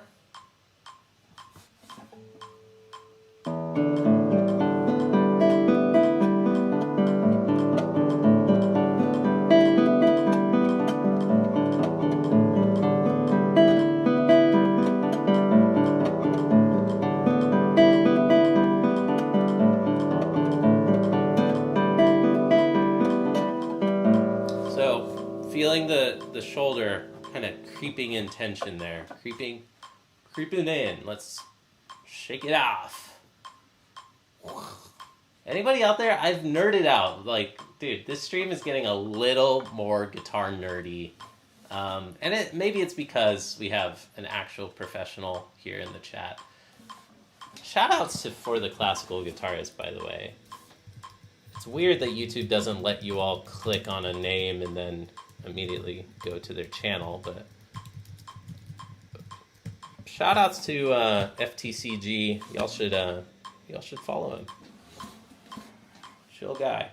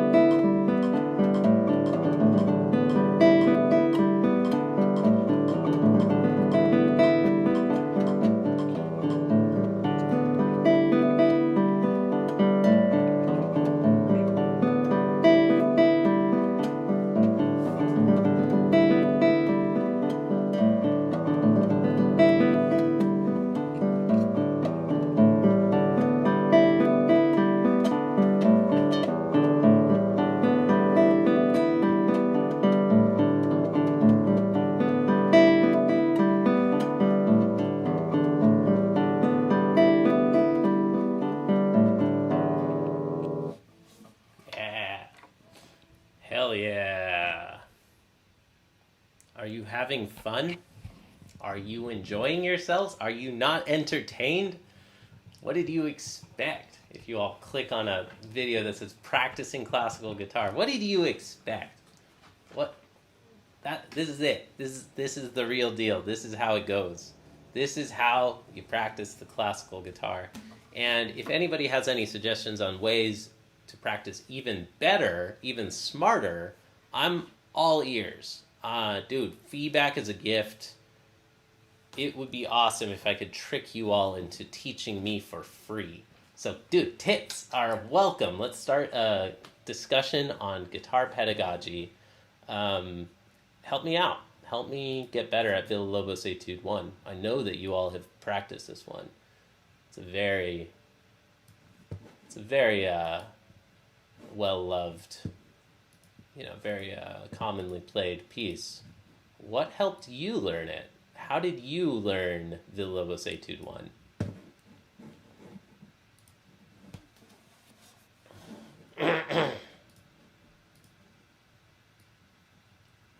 Got any tricks? Yeah.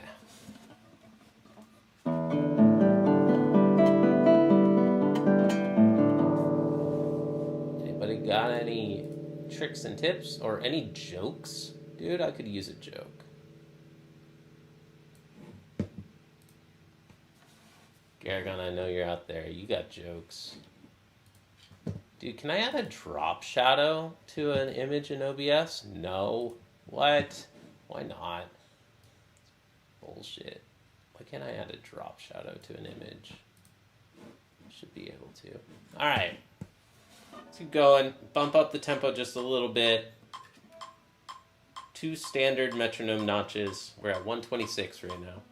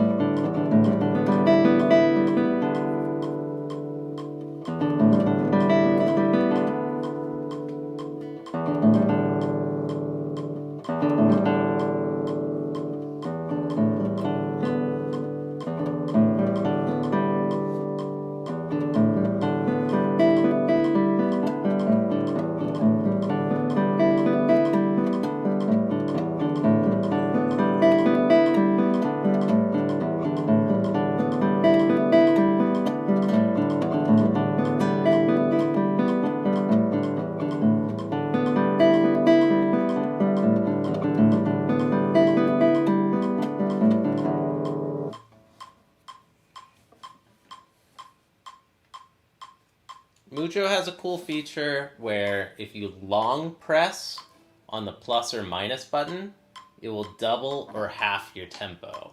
And that's so damn simple, but it's actually incredibly nice.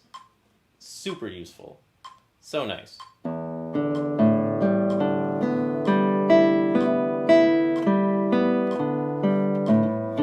Some guitars have been like, that's the best feature in the entire app. I'm like, yeah, right? Isn't it simple? But I'm okay with that being the best feature in it.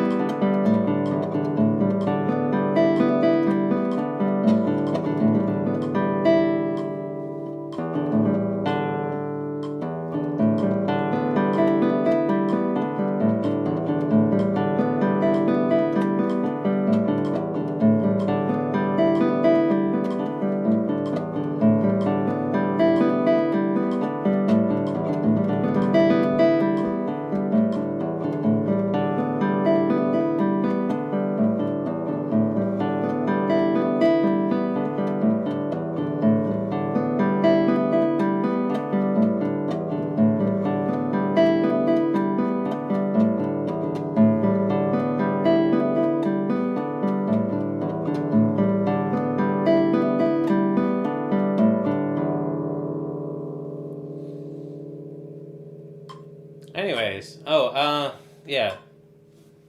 Metronome went off, timer went off. It's a really nice, simple timer. Like, instead of, like, blaring an alarm, the metronome just stops. Yeah, I just geek out about this idea, and to accomplish the vision that I have for this, like, I need somebody else who's on board, somebody else who wants to build this with me. Yo, what's up, AP? How's it going, man? How are you?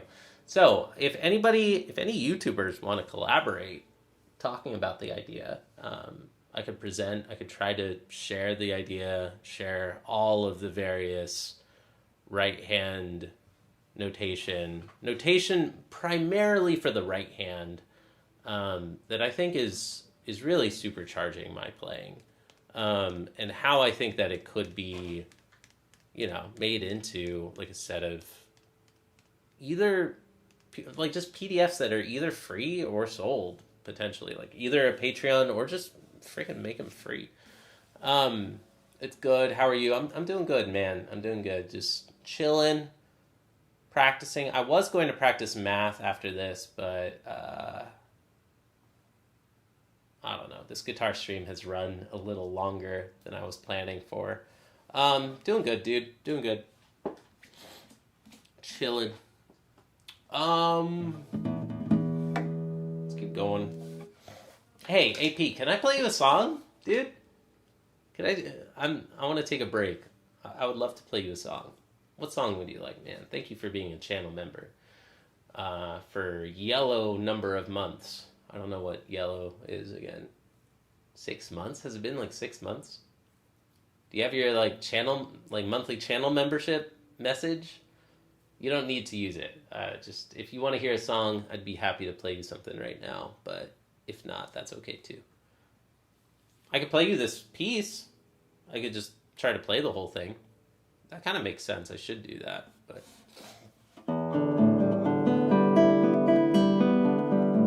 if there's a song you would like to hear,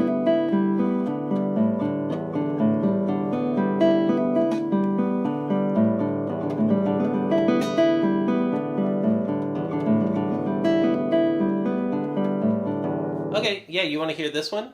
All right, let's do it. I mean, I think you've heard this one before. It's not that new. But if you mean the new one being like the Chopin or something, I don't know. Let's just play this one. Let's play this one. I hope you enjoy it, man. Here is Villa-Lobos Etude 1. Let's try it.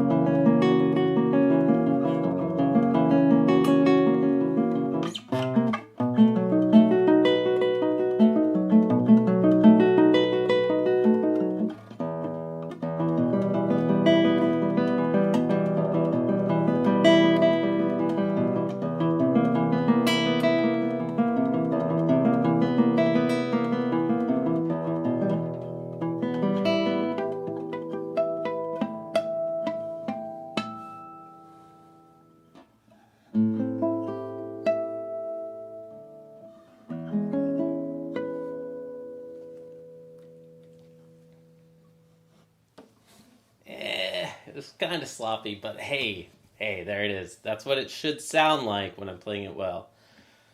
Okay. Well, that's what it should. Sorry, I said that backwards. Uh, that's what it should sound like when I actually play it.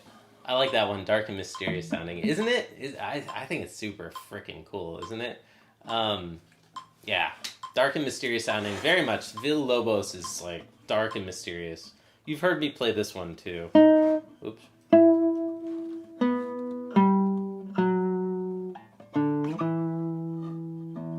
Also dark and mysterious.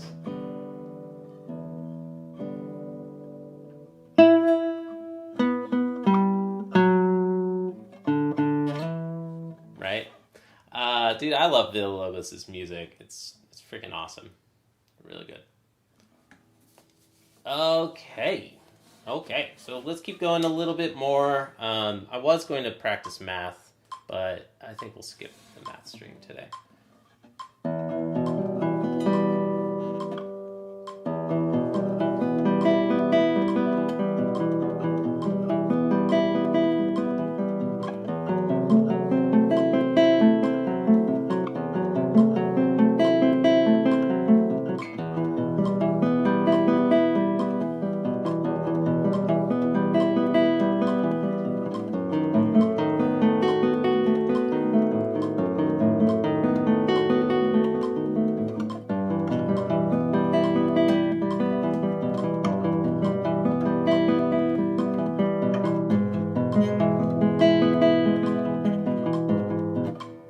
This chord, I get a collapsing of the left pinky problem right there.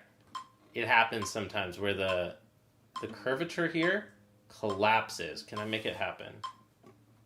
Yeah. I can't make it happen right now. But it happens sometimes there. So maybe we just stay in this zone.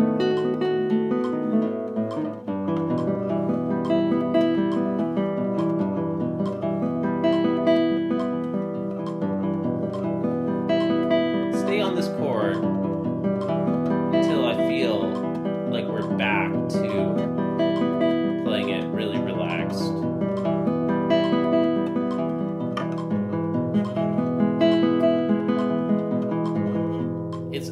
It's a tough little extension because here it's fairly nicely curled, nicely just relaxed, but then you have to extend. You do this extension, and that is kind of tricky. I mean, it can create issues for me. Wait, no.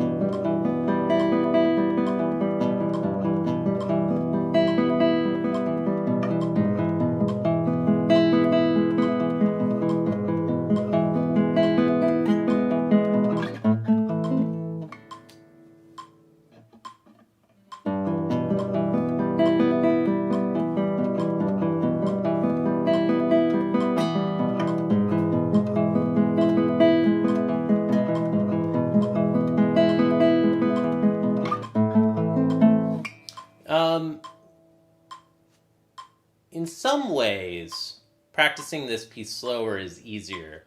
But actually, I think in the left hand, practicing it slower actually makes it harder. Because like you're holding these awkward chords like twice as long as you normally would, right? So I think that actually practicing it slow is making it tougher for the left hand. I mean, but you also get more time to notice and pause and think about whether your fingers are collapsing, whether they're functioning correctly, etc. So this one's not too awkward, but the next one is.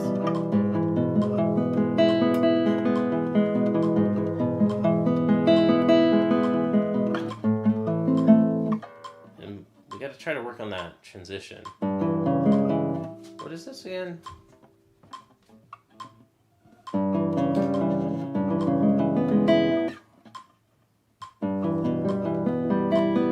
Get a thumbnail. Can we get a thumbnail?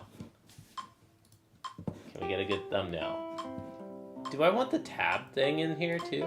We could. We could try to get the tab thing in here too. Ah, it's so giant. Sorry. I'll make this easier. Ah, come on, Luna. Give me a thumbnail. I want a thumbnail from the loon.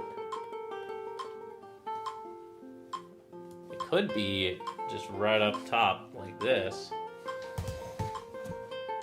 No, I should have my smiley face and the kitty cat in there too.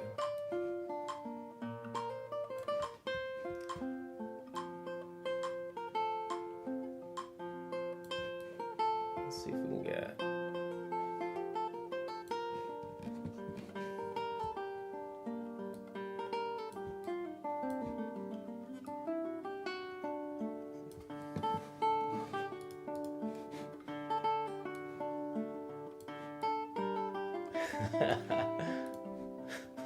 Hi, Luna.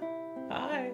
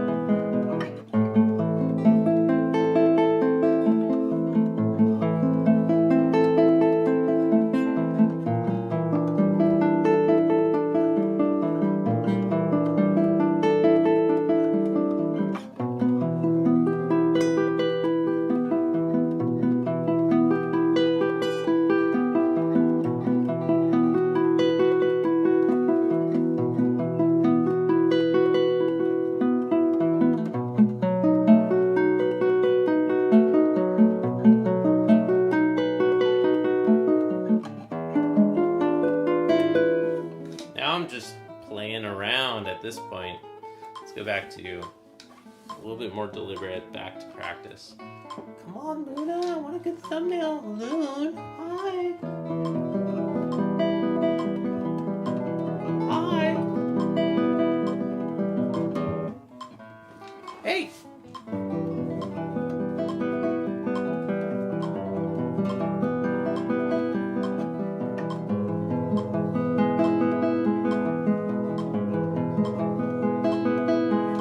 Hey, kitty cat.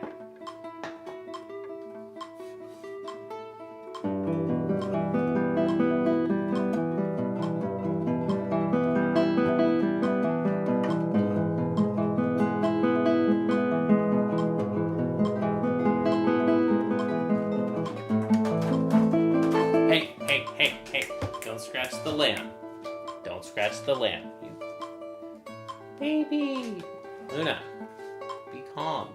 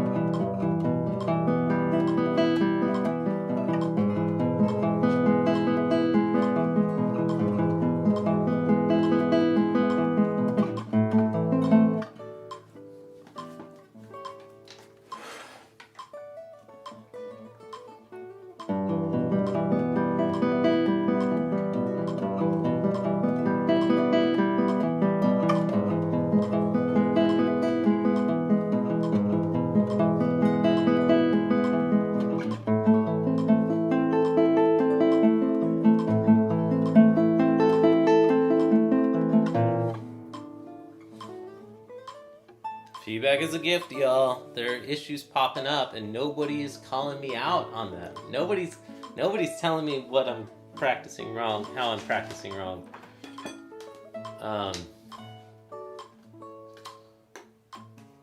It's a joke. I don't need.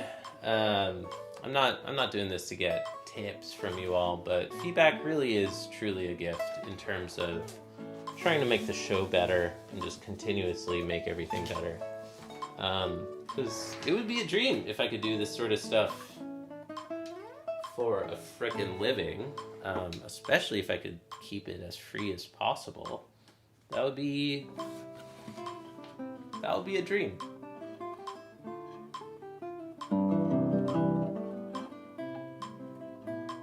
What is this? What's this?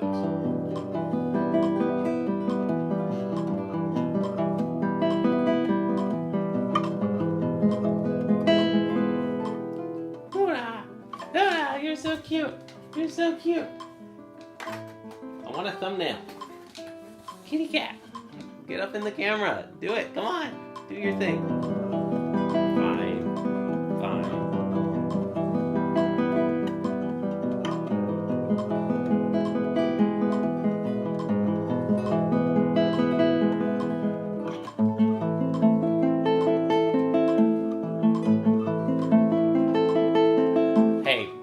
Hey, don't scratch the lamp. Don't scratch the lamp.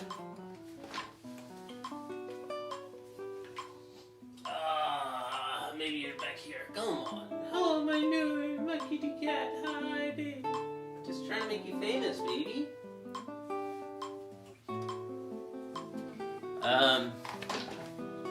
Chill. My phone is about to die. It has 1% battery left. I think when it dies, the stream is going to die too. So,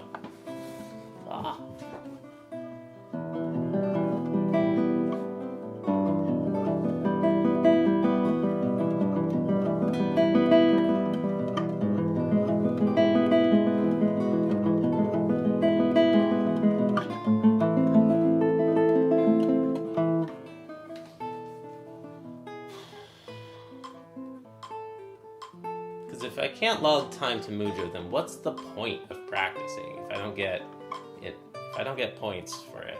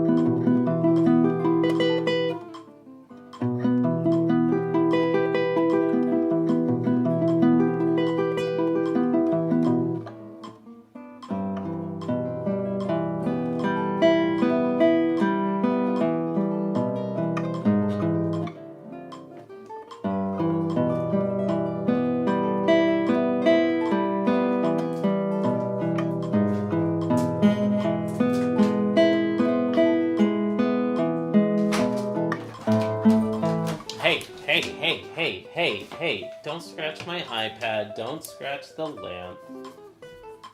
Okay, I think that she's telling me it's about time to call it. Adios, man, thanks for the tunes, gotta head back to work. Hey, take care, dude. It's good to see you, AP. Thank you, as always, for tuning in.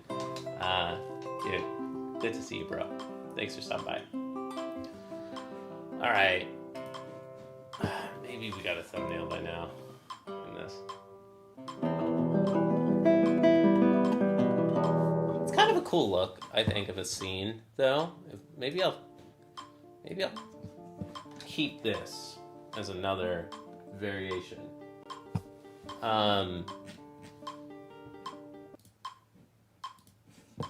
Let's go back to one of these. It's just a little sloping.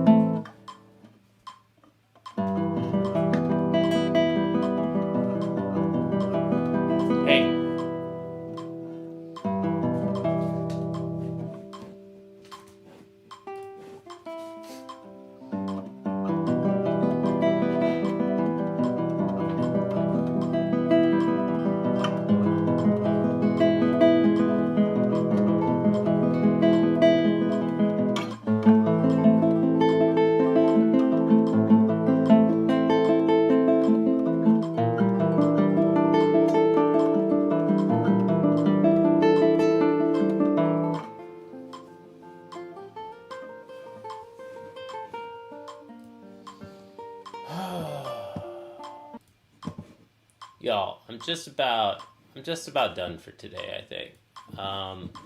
Y'all, it's been a pleasure. It's been an absolute pleasure playing for you all today. maybe I'll give this one more run through, and we call it a day.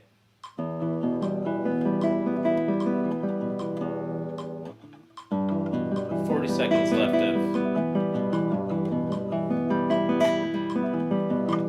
of this little portion.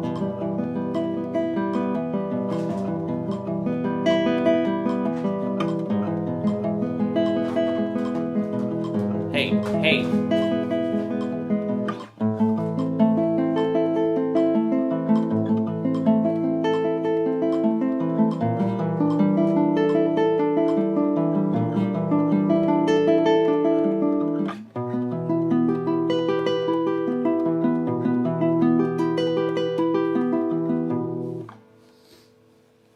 All right. Thank you, everybody. Thank you for hanging out with me. Thank you for watching. Let's try it one last time and call it a day. Thank you for watching.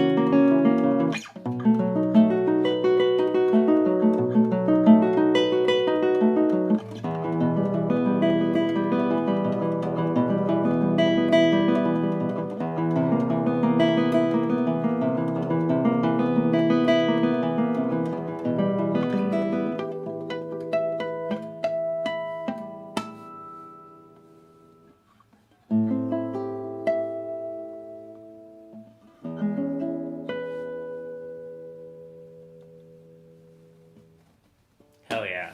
Thank you for watching. Take care. Like and subscribe if you haven't already, and if you want to.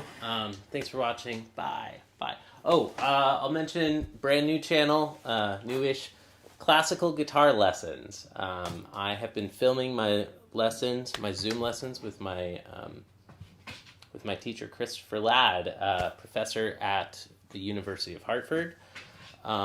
It is a really cool series that we're making, and we're sharing our lessons together on that new channel, Classical Guitar Lessons. So far there are 40.